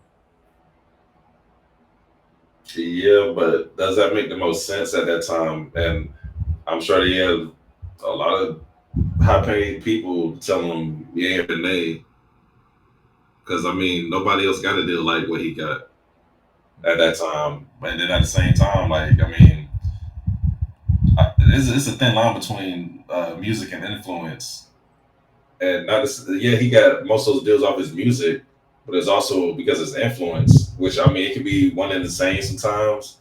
But I don't know. I'll have to see what the 100 gigs thing did as far as numbers and everything, because people did stop what they were doing to see what was going on, and that was like some testing the waters, independent type shit. Whether he was comparing the numbers or not, or whether he knew what was going on or not, like that. I think there's still power in something like that. So his following ain't going nowhere. Like as much as people going to debate online between the Kendrick diehards and the Drake diehards, and like I said in the beginning, like I mean, there's a time before this year, there's a time where you can be a Drake and a Kendrick fan and J. Cole, you can listen to all of them without any things going on. But now it's just a temporary stigma. But I don't think that influence is just gonna leave out of thin air. I think that influence is always gonna be there if he plays it smart. Like yeah, suit or not, like that influence. If he does some independent stuff, I think people won't stop what they're doing. I mean, I think enough people will stop what they're doing, but I still think he loses because of just the difficulty. Like, I mean, I was interested in the 100 gigs, but I didn't really watch. Like, I had planned on watching it, but then when I got there, it just didn't really.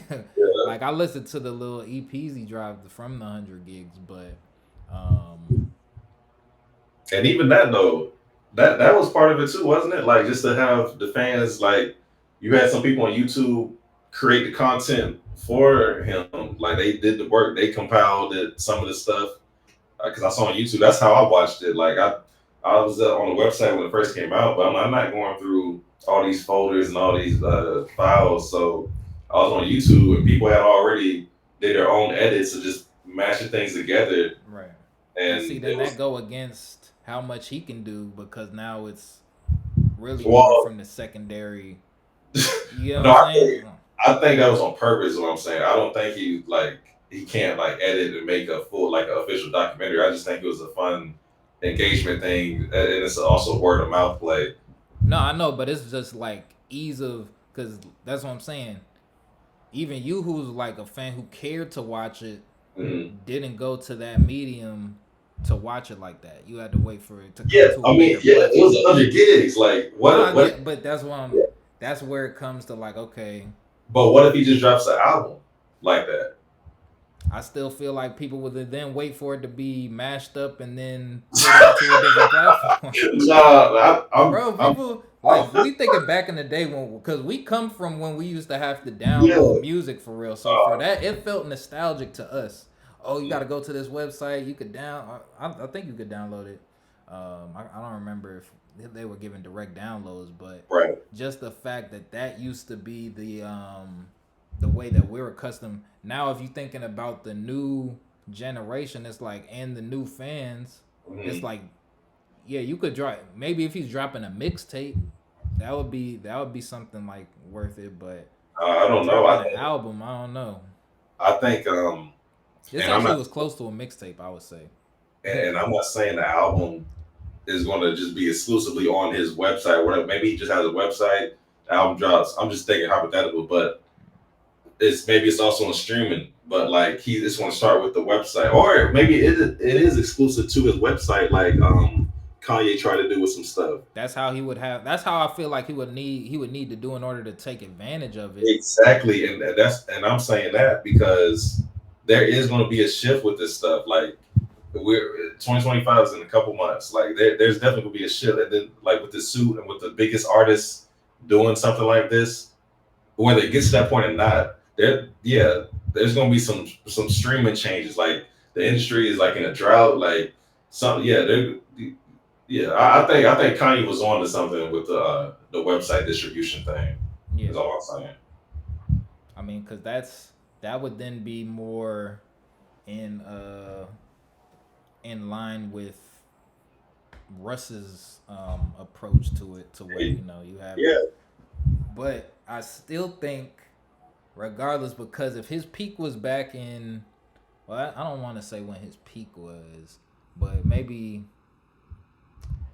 because really the thing is, with him signing that deal 2 years ago, it does make me re kind of and reanalyze his career, I guess, in terms of like um when you could say his peak, because I think he was at an upwards trajectory, but it's like this deal with the sales dropping, because it's just like, yeah, you're only as hot as your last album, so it's like, I don't know.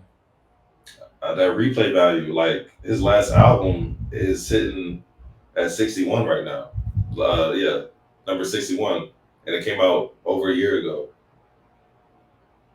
In spite of the beef stuff and the optics and stuff like that, it's higher than 100 in the top 200s.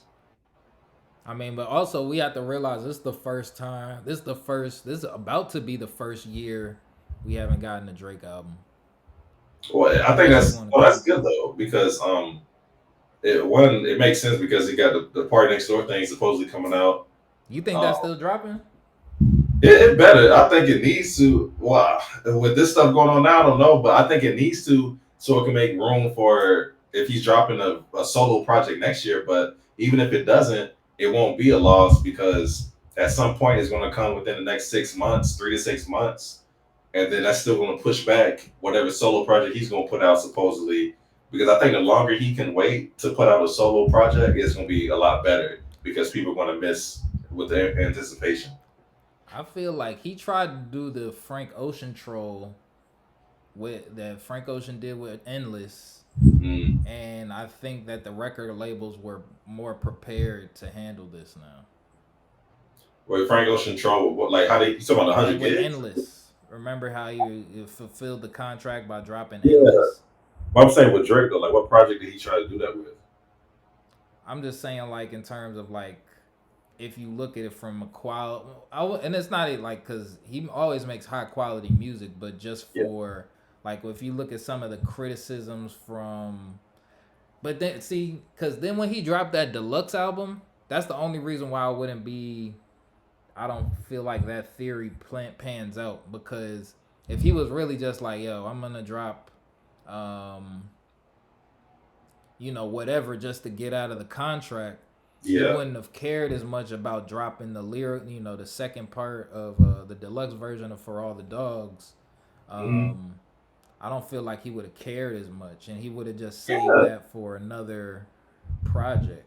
Exactly. And I can hear it in the music. I mean we can both hear it in the music. Like Fraud of Oz is a very high quality album. Like there's about 5 or 6 tracks I could have done without because he's trying to be trendy. But other than that, yeah, it's still in heavy rotation. So I can't say he like put it out, just put it out. I can say that I would feel that way. I mean, if we didn't know that the deal was done a couple years ago, I'll feel that way about Dark Lane demo tapes because I don't listen to that much, even though it got some songs that I really like on there. Yeah. Um, and it really is his collab project. And then Certified Lover Boy, that actually aged kind of well to me. Like his stuff just ages well, man. Mm. Where is who's supposed to get who's supposed to get Bully? Ye album. He I did think just drop that's the. still on my. So I don't. With Kanye, I don't even like listen to his release dates. I know that's still coming. That's the funniest thing. Yeah, I just yeah take that with a grain of salt every time he would announce something as far as a release date. See, if Drake had a website like this, Who says he's not going to? This is no, like I'm just saying. I'm just saying, like, this is super mid. Like, Ye Mhm. really did, but I mean, that's kind of his brand too. Just like But minimalist. yeah, and you know who else got a website like this? It's Travis Scott and then TDE. Yeah, Yeah, their websites are and I always like that, but nobody unless you're looking for merch, people don't really go on to it like that. yeah. But that's the other thing. It's like, remember, I still can't believe he bought that 15-second uh, ad at the Super Bowl. Oh yeah. That Yeah. was a crazy flip. Ye made who's made some of the best business decisions in hip hop to you Like as far as music or like outside the music business, like what, overall? Just like I mean, definitely we gotta say Jay Z and then Rihanna, Frank Ocean. Uh, what is Frank Ocean's net worth? I need to see that. See, and that's another thing. If it comes up and we can't tell, I feel like J Cole is the same thing. They got him pegged at 16 million. Do you believe that, or you think it's more? Because I think it might be more. I mean, he really got 3 albums. And he's not even touring. He doesn't even tour. He just pops out whenever. The thing is, I don't know. I don't necessarily know that Frank Ocean does anything else. So we can't say the same thing about J Cole though, or I mean, we can say the same thing about J Cole. I'm saying that because I just think he's one of those artists that has the mystique, and he keeps his stuff private. So I think it's gonna be the same on the business side. Like there will never be some true public numbers to represent what they're doing on the business side outside of music, and that's okay. Like that, yeah. Mm. But I don't know. Maybe Frank Ocean's just a minimalist. I'll be wondering because when you don't see somebody for this long or heard about, like, I don't know what Frank Ocean's doing, and I mean, yeah, I don't know. I don't even know if he was signed. Who was he signed to? That's a good question. Or who he was signed to Def Jam, right? Because then he got out of it. But that's the thing. Blonde, he dropped Blonde independently. That's the big difference. And that was great timing. But that's, to me, that's genius. He did it the genius way. If we Yeah. want to see some, he had gained all of everything that he needed to fulfill this contract right at the end. Yeah. Then drop and I feel like that might have been Drake's ultimate goal, especially after hitting the 400 million. You know, and I was thinking about that the other day. You know who retired at the right time too, without saying anything, was Rihanna.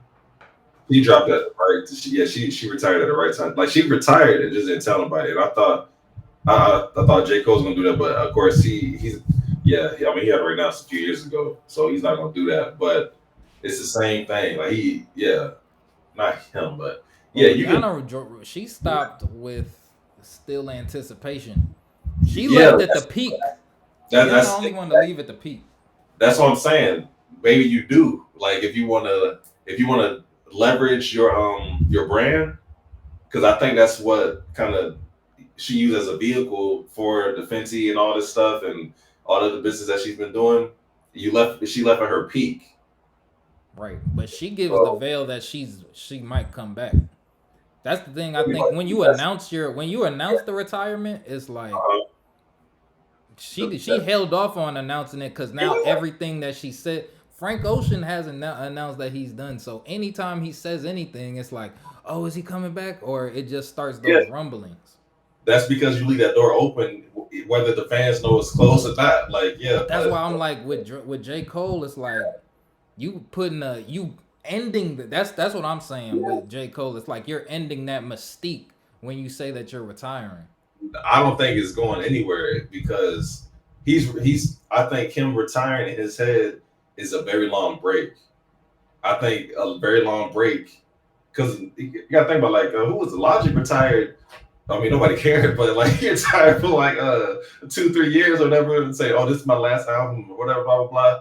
And then he came back 2-3 years later. But with J. Cole, he's different. Like J. Cole, yeah, you do with Rihanna, you get a lot of you get more leverage if you leave like that without announcing it because there's no pressure. There's anticipation, but there's no pressure. The anticipation is because the fans don't know that you retired. With J. Cole, he announced it years before it happened, which it still hasn't happened, but it's going to happen within the next year. Then, because the type of artist he's been his whole career, with the mystique and the private side and the minimal public, view of what he's been doing, he still has that ability to do that too. He can announce a retirement and retire for 7 years and pop out with a project out of the blue, and people will go crazy.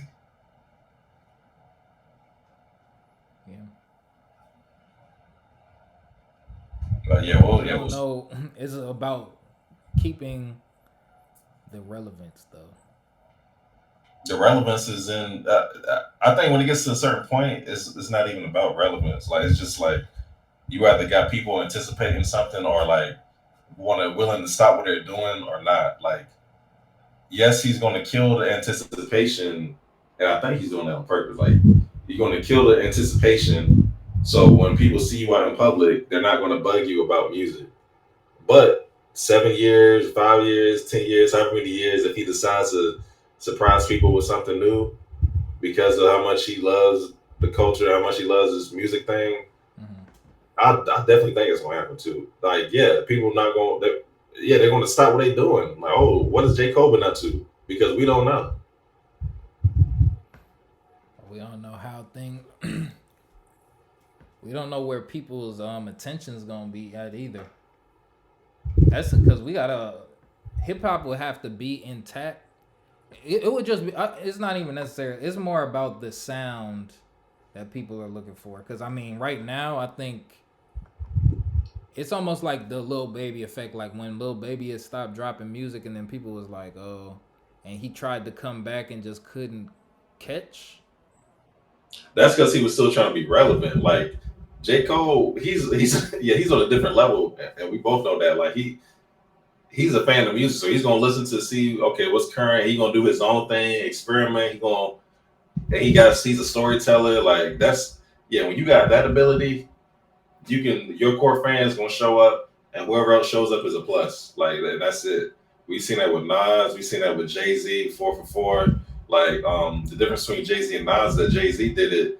I mean, he announced his retirement, but he couldn't stay retired just out of the love for it. So he dropped more music. But we know he took like a back seat on the music side. But with Nas, he didn't announce no retirement. He's not retired as far as we know. Maybe he is, maybe he's not. But he's on that less active state. But he got with the relevant producer and dropped a trilogy of projects. Nas never officially retired. Well, I remember Life Was Good. It felt like he was about to retire, but I don't think he ever officially. No, he didn't. But he definitely took a step back. Like, and I think it's almost an art to that. Like being able to take a step back, not letting people know, but just like naturally, just through your moves, just doing it. That's one way to do it. Or you do it the Rihanna way. I feel like. Yeah, Anti, her best project, her at her peak. But then she didn't get no Grammys for it. Like she got, she definitely got snubbed. Not to say she need Grammys to be up there. She was already up there, but she got snubbed. And I don't know. Maybe that has something to do with her. Like, you know what? Yeah, this is definitely gonna be my last album. I'm just not gonna tell nobody. But yeah, if she drops an album tomorrow, it would do crazy first week numbers. I don't know. If she tried to do a surprise drop tomorrow, nah.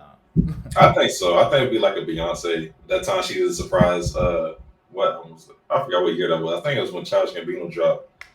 Um, I but don't yeah, know. I don't know. If she dropped tomorrow, she not. You oh, think she she got. would do?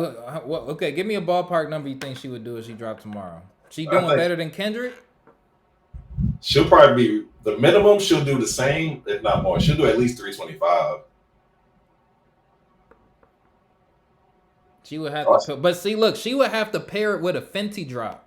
No, or she could. That's that what would be way. the thing. That would be Yes, the she only way I could. could say she would do those numbers. I could not see it any other way. If no, I couldn't see it any other hey, way.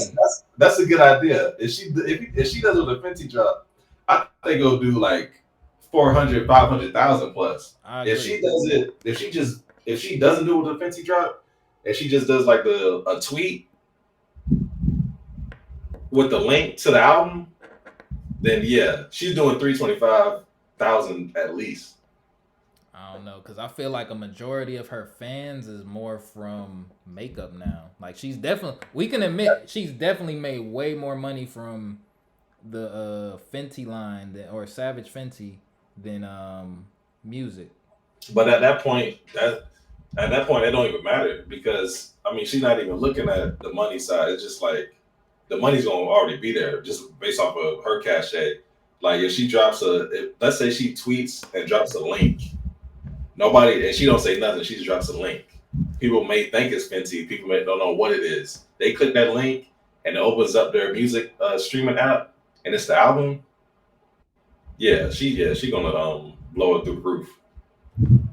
So that would actually, I feel like that would depend on a lot of things. That would depend on her deal with her standing deal with Def Jam, and it would depend on if it's getting pushed. I know. I don't. She don't need no. She don't need no push. She need push, man. I'm telling you, these times are different now, man. People still waiting on the. People still asking about the album every You time. dropping everything to listen to Rihanna's album. I'll drop everything. I'll make time for it, just like I did with Kendrick. I'll make time for it. Yeah, that same day. Yeah. For a surprise Rihanna album. Yeah, like that's a no brainer. I'm just thinking. I think the initial surprise.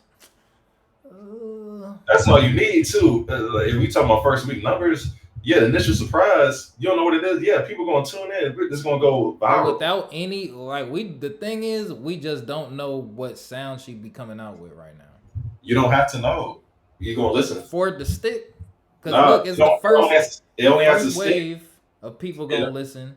But if it's not what they're expecting, then it's gonna get killed. Like, yo, you let us wait for all, because it could be that. It could be just that. Like, it gets a bad initial reaction from the core audience.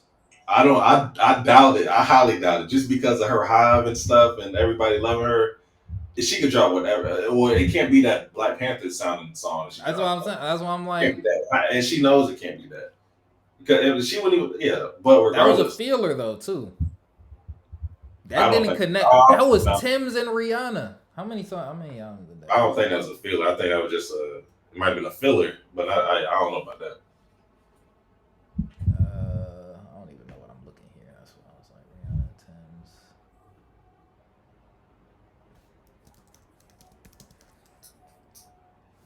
That I think it was I think that was a Hail Mary from the movie studio that was affiliated with Black Panther, because their marketing, they knew it wasn't going to be like the first Black Panther, so let's get Rihanna and Tim's. I don't think that was Rihanna saying, oh, let me get with Tim's and test out my music influence. Like, no, she knows she's gonna do numbers. That was just a favor to Black Panther too.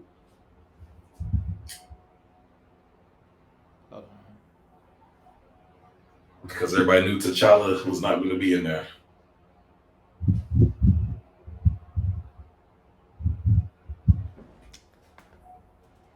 Hold on. Actually, you need to see this on the numbers it did on YouTube. That's going to tell me. Okay.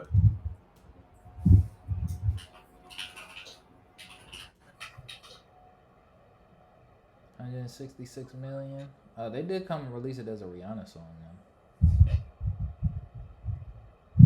I mean, that's fine, but like, yeah, it wasn't like, yeah. I feel like she do numbers like Hair has always been very. yeah, everything Fenty now.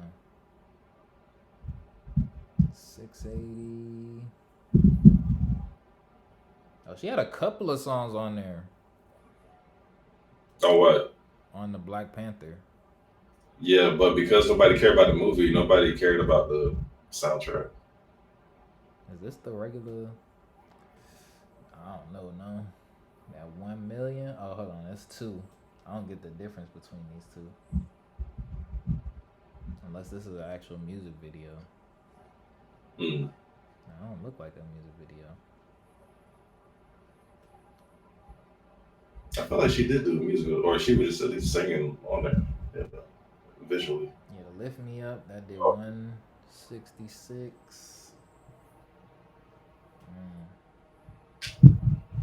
People not going back to that like that because it's part of the soundtrack. Like, and again, because the soundtrack is tied to a movie that was not all that compared to the first one. Yeah, it ain't doing that crazy. It would depend. She would need like a fire feature. Like if ASAP Rocky was dropping and like she had a couple of good verses on there or something, or some hard hooks.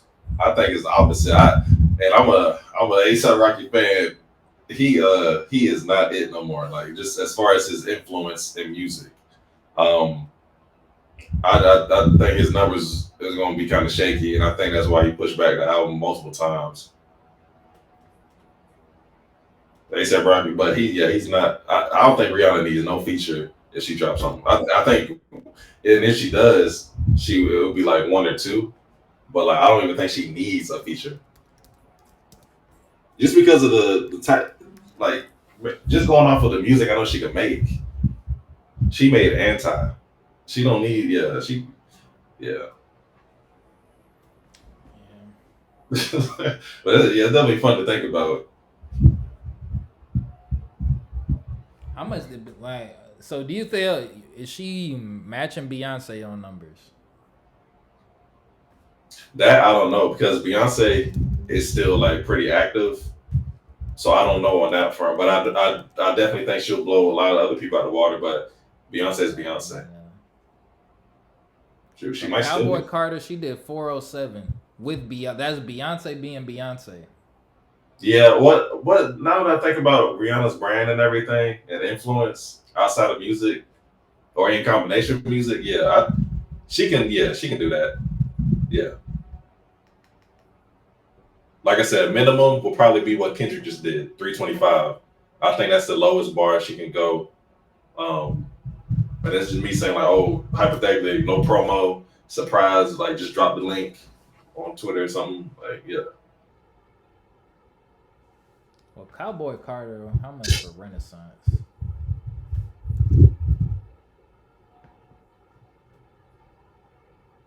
Dang, Cowboy Carter did better than Renaissance? That's crazy. Oh wait, no, hold on. No, it says I don't know what the number. That must have been total sales before. Mm. Okay. So she did 335 for Renaissance, 257. So yeah, I don't know if Rihanna breaking 400,000. She definitely breaking 325.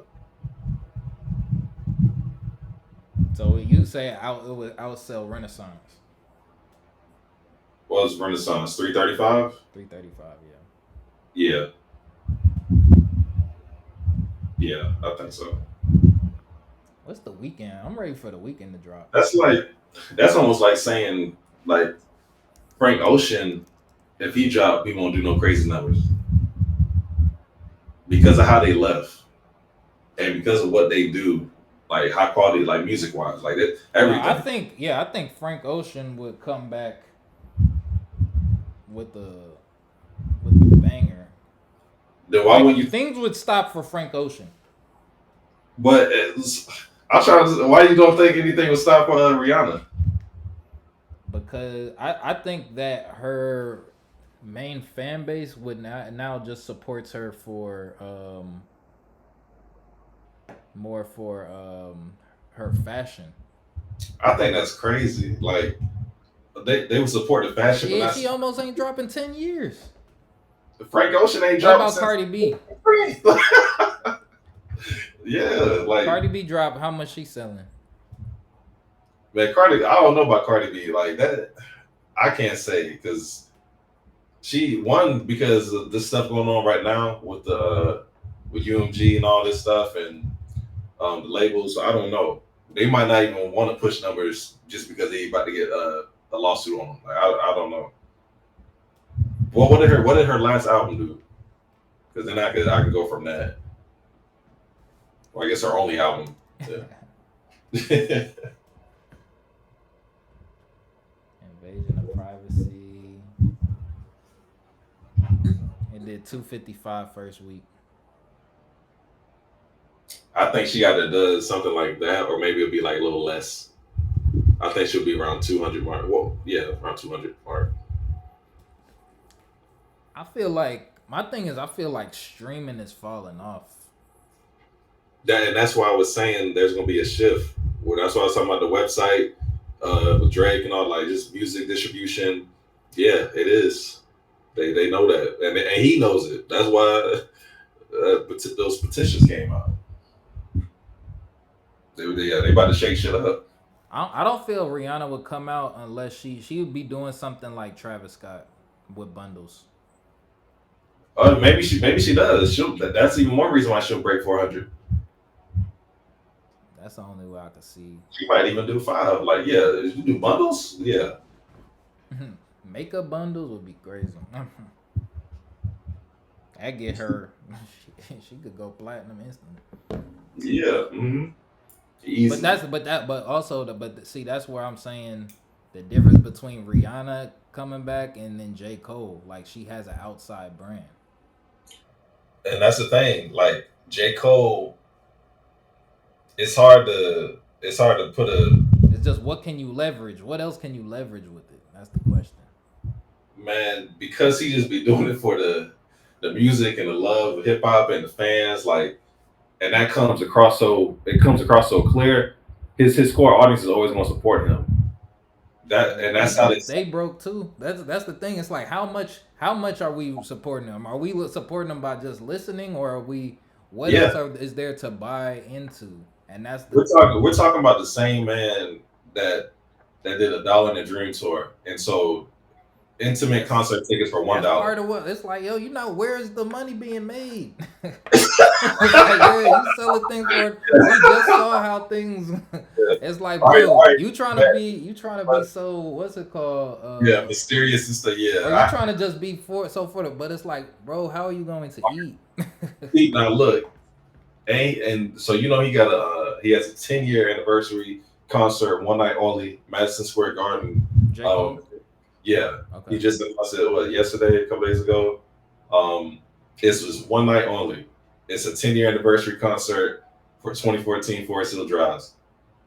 We're gonna have to see what the numbers look like with that, because then that'll give us a good taste test of like future stuff. What you just said is exact. This is your 10-year anniversary of your biggest selling album. Is that his biggest selling album?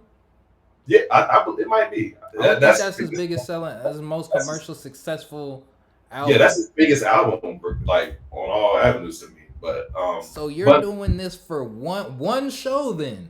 It makes sense because he's gonna do that shit 10 times over after the fall off. Because he's gonna announce a concert after the album drops. Why he gonna do a 10-year anniversary? After which? Oh, you talking about after the fall off drops? Yeah. Why we do a 10-year anniversary? Full-blown concert or tour when he got a new album coming out that's going to be the retirement concert, the retirement tour.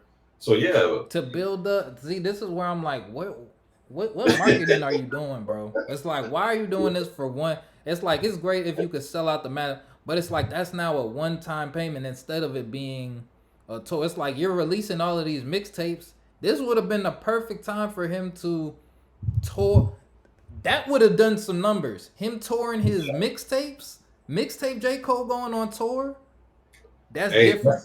That would be dope. But see, that's gonna tie into the Fallout stuff. Like I think he's doing it's a legacy time. It's legacy time now. He's doing everything on the Fallout tour because that's But the only now type. that's so much to do and current. Like it's like But split everybody, it up.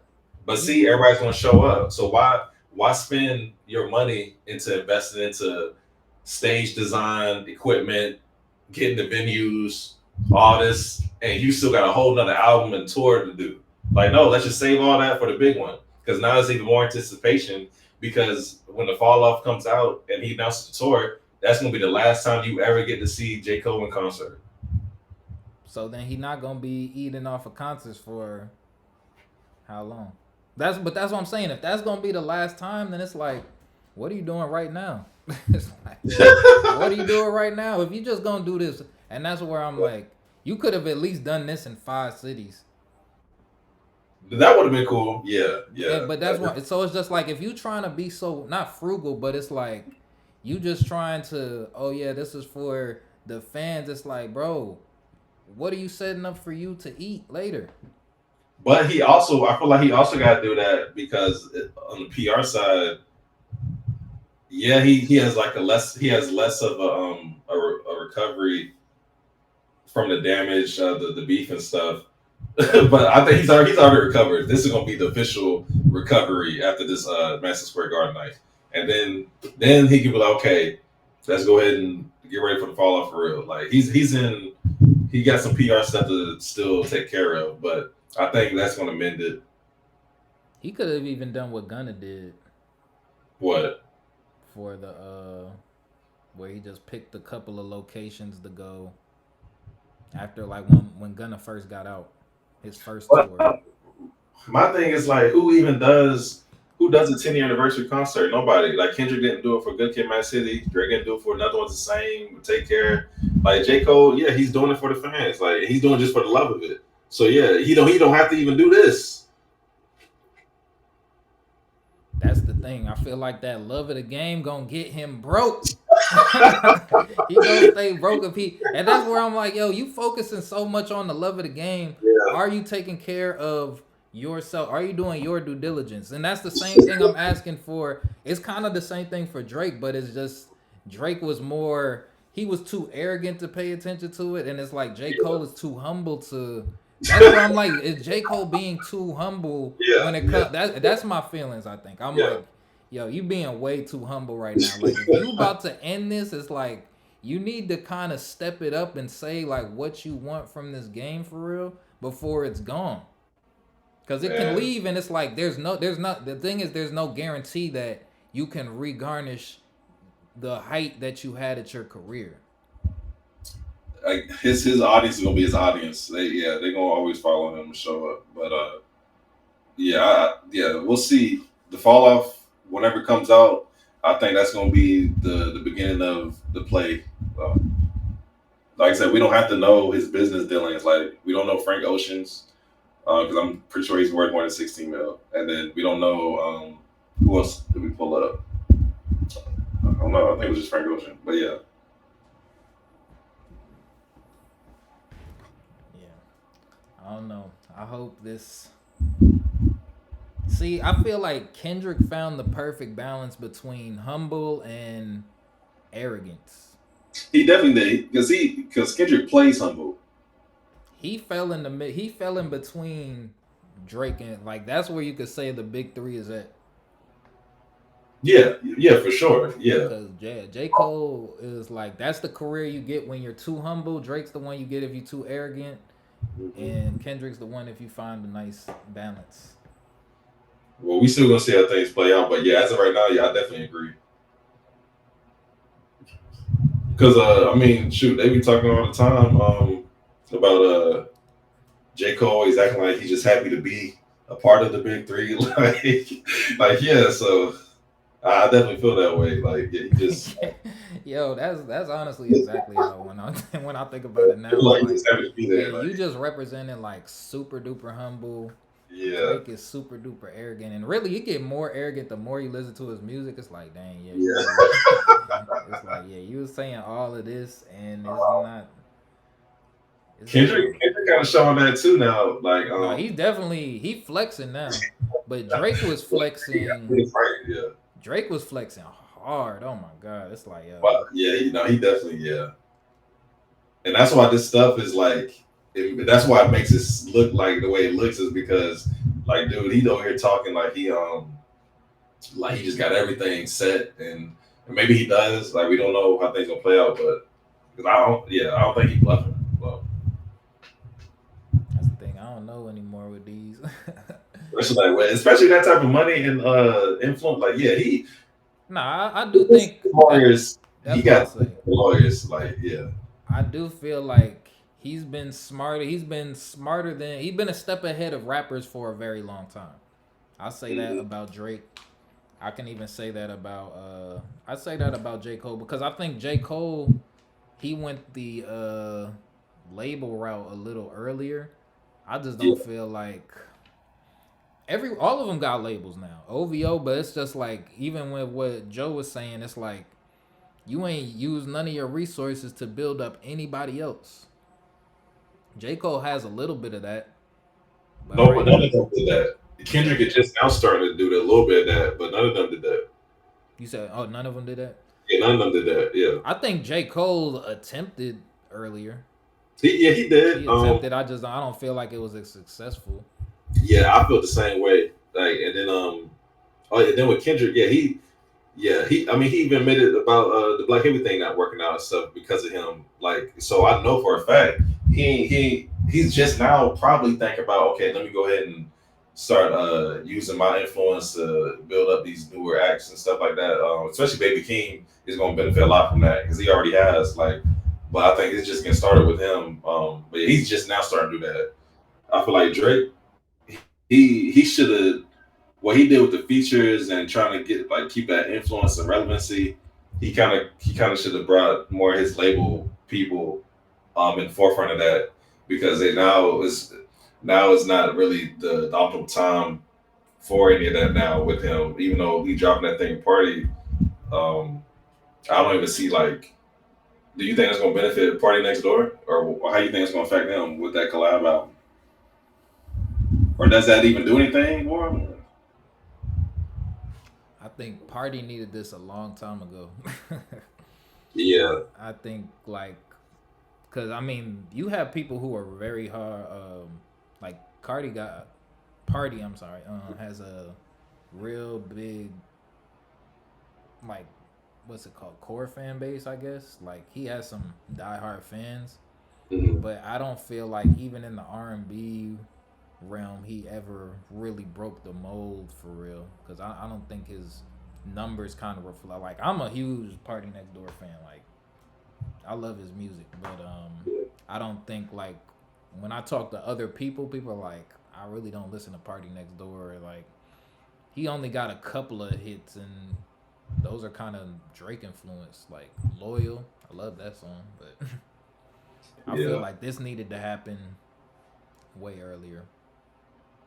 Dang. So I can't say it's too late, but it's like he's the only one left on OVO too. It's only them two. Who else on OVO? I don't know. I'm just saying.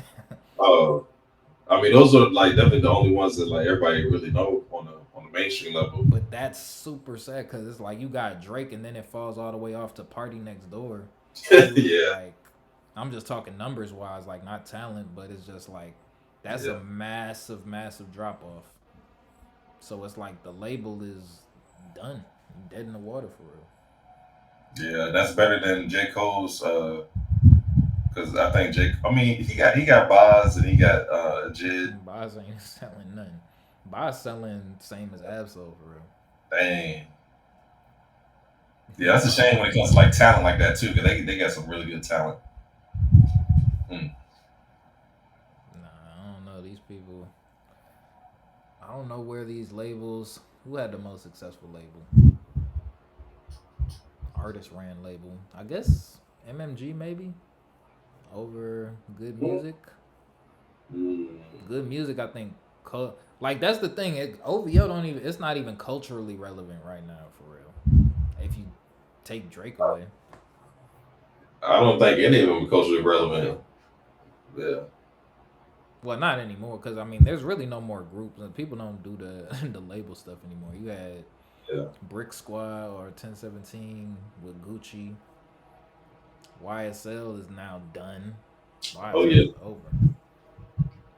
Yeah, and again, I think that's why there's a shift that's going to happen, like a drastic change. And a lot of people, I think some of the top people already knew, and that's why stuff is happening today. But yeah, we'll see. Like, I just have no idea what it's going to look like for the next 5, 10 years on the music side. Like how just numbers wise, marketing, all that. I don't know what's gonna be different to where it's like better and fun and optimal to interact with music again. So when do you feel like we'll see, or when could you estimate that we'll see the changes? You think it'll be after the Super Bowl or a little bit longer than that? Like, I think honestly, yeah, that's a good point. I think it's gonna be yeah, it's gonna be right after the Super Bowl. I think it's gonna be depending on how Kendrick does his thing and then who follows, like who comes out after Kendrick. Yeah, really, I think yeah, it's gonna be within next year. It's gonna have to be because of where they are and where they've always been. It's going to have to be dependent on how Kendrick rolls his stuff out, how Drake finishes this and rolls his stuff out, and how J Cole rolls his stuff out. Because they've been a big part of bringing in the streaming, transitioning people to the streaming on a mainstream thing, as far as just culture and distribution wise. Like and at some point we always talk about, at some point that has to change. Like they can't always be the face for 20, 30 years. That's not gonna happen. So at some point they want to make room or do something different or let people know this is about to be. We can't find newer artists to nurture y'all and for longevity. Then we're going to have to change something up on how y'all listen to music again. So it might be a combination of hardcore downloads and streaming. It might be strictly through the artists. I think it might be a big thing. Especially if we look at Kanye, how he foreshadows everything, directly and indirectly. right? I think it's gonna be a lot more power for the artists, if they play it the right way. Yeah, yeah. That's what the label's scared of. But that I think, yeah, the record people were saying Drake going independent. Drake going independent 5 years ago was the label's biggest fear. And see, and now that I'm thinking about it, it will make more sense if things are going that direction, as far as we getting music directly from the artists, whether it's on their personal, their brand website or their own platform, whatever. I think that it makes more sense because then it's going to be the artists versus AI, because the labels are using AI. They're trying to leverage AI more. The artists, they may try to use it with their own production side or something, but I mean, we gonna be able to tell the difference. But I think we haven't even touched on AI, and that's gonna be a big. I think that's a reason why there's gonna be a big shift too, because AI is gonna start making more and more playlists. They're gonna start, doing different things, and yeah, it's gonna get crazy. But that's, see, because I think that was the big thing, even with Ye. Like, since they didn't want his music played, like Mm. he wasn't. I mean, he was still able to, do some numbers. But that was on Vultures One, right? I don't think Vultures Two, or it was Yeah, Carnival on Virtuals Two. it was Vultures one when they did that. Yeah, they took it down. We had to Yeah, re. and I seen what they was like. They was playing with Ye for real. I was Yeah, like, oh yo, that was yeah, yeah. getting removed from my thing like every other day for real. That's Stuff the getting game they taken play out. that, and that's a downside because they can shadow ban or kind of put things in the background, because they did the same thing with Story Lanes, right? Right, Like exactly. But yeah, we've seen when you're no longer, and that. But that's why I was always concerned. Like when Drake started suing UMG, I'm like, okay, so you're prepared to be like. But that's also where I'm like, but is that arrogance or no, I think it makes sense though. I think it makes sense because now they won't be able to do that if what you mean? it goes through and they got to show the number manipulation and whatever that was going on, that they control this stuff. and then it's going to come out to where there's a new regulation to where they can't do that. They got to be transferred. They, it just got to stop. Then they won't be able to shadow ban Drake. I Because don't know if that's UMG though. That's the thing. Like, there's multiple entities. it might not be UMG, but I'm saying like it's going to affect the industry as a whole. Yeah. This is almost as big as like I mean the YSL case didn't go like that, but I mean that was a big thing even with because it's still relevant in Dirk's case, but it's almost as big as them being able to use lyrics as evidence. Yeah. I think it's that big. Yeah, I can see that. Oh, all right. I think we've been on here 2.5 hours already. Yeah. So yeah, we could probably end it there. Now we got some good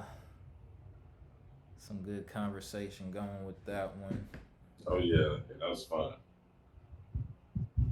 So well, I'm gonna be down there next week, so we probably gonna have to get a in-person Yeah.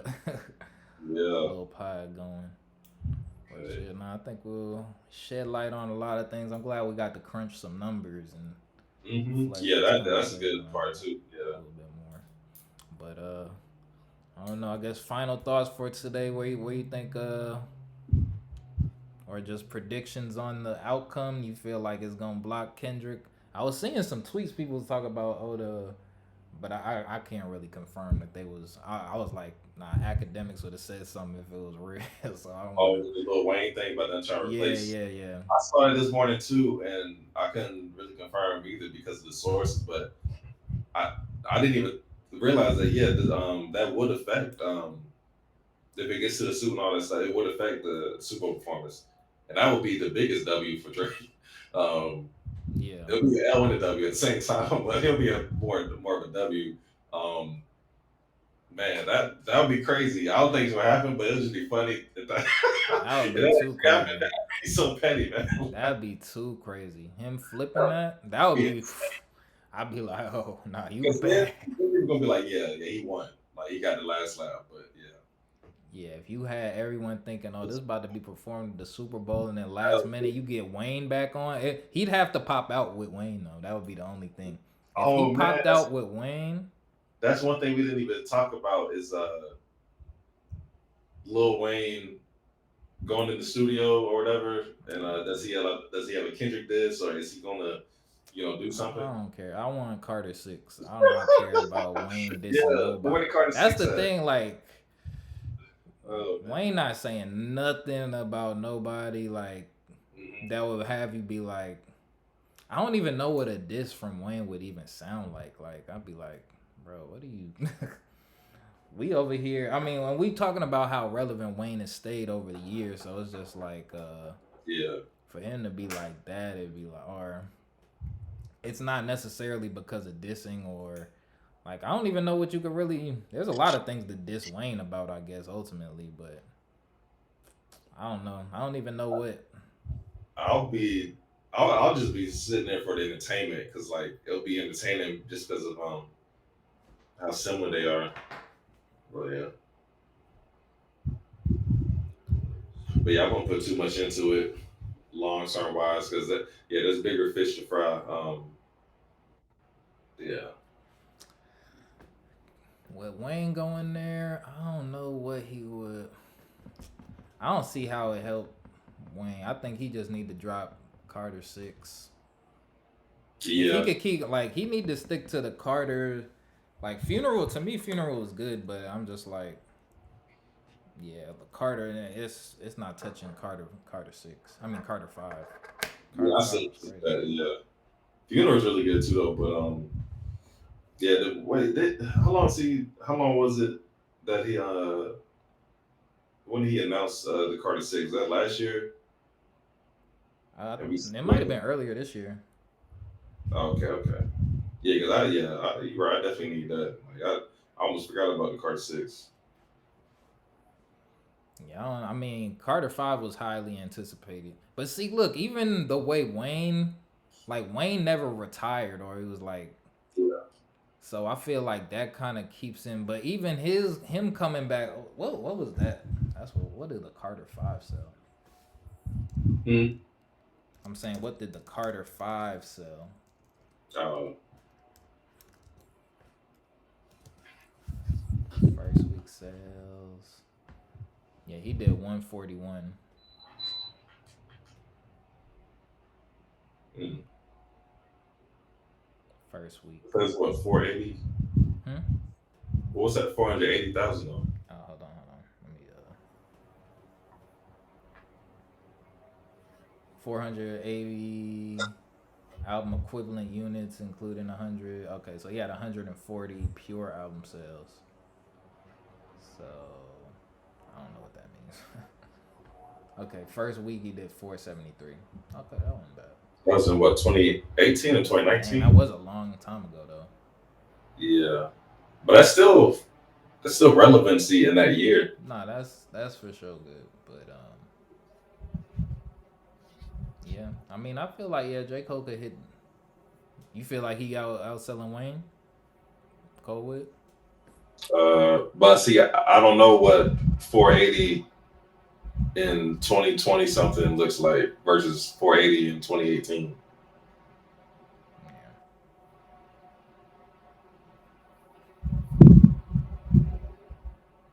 But you know what? Yeah, I'll say he might be able to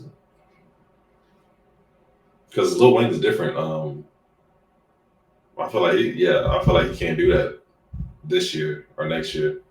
Yeah, Wayne, he ain't getting these numbers again. Yeah, yeah, those are different. Yeah, those are different just because of the year.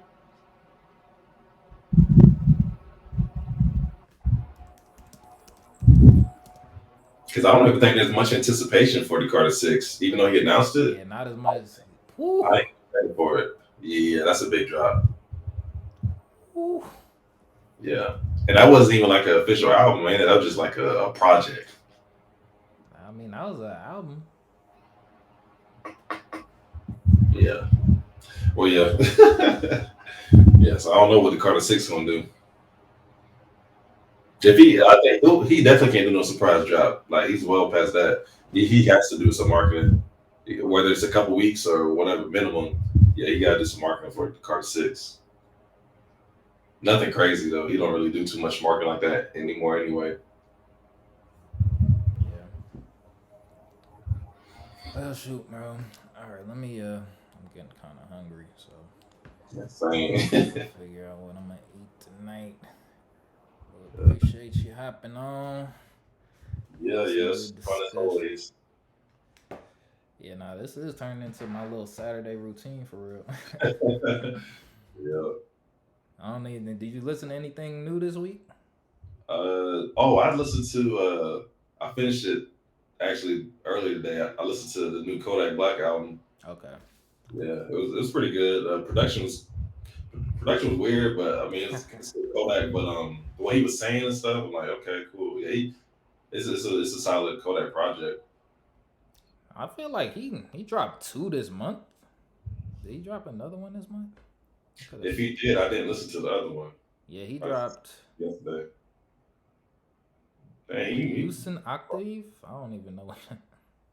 It was 8 tracks though, so I guess the first one was like a little EP mixtape. oh, okay.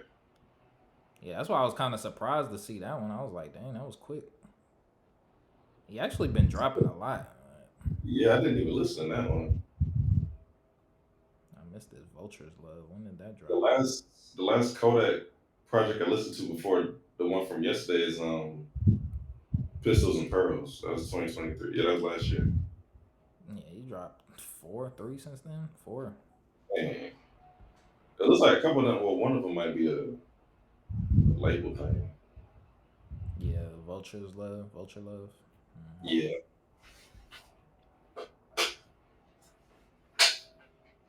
Oh, when is Dirk still dropping?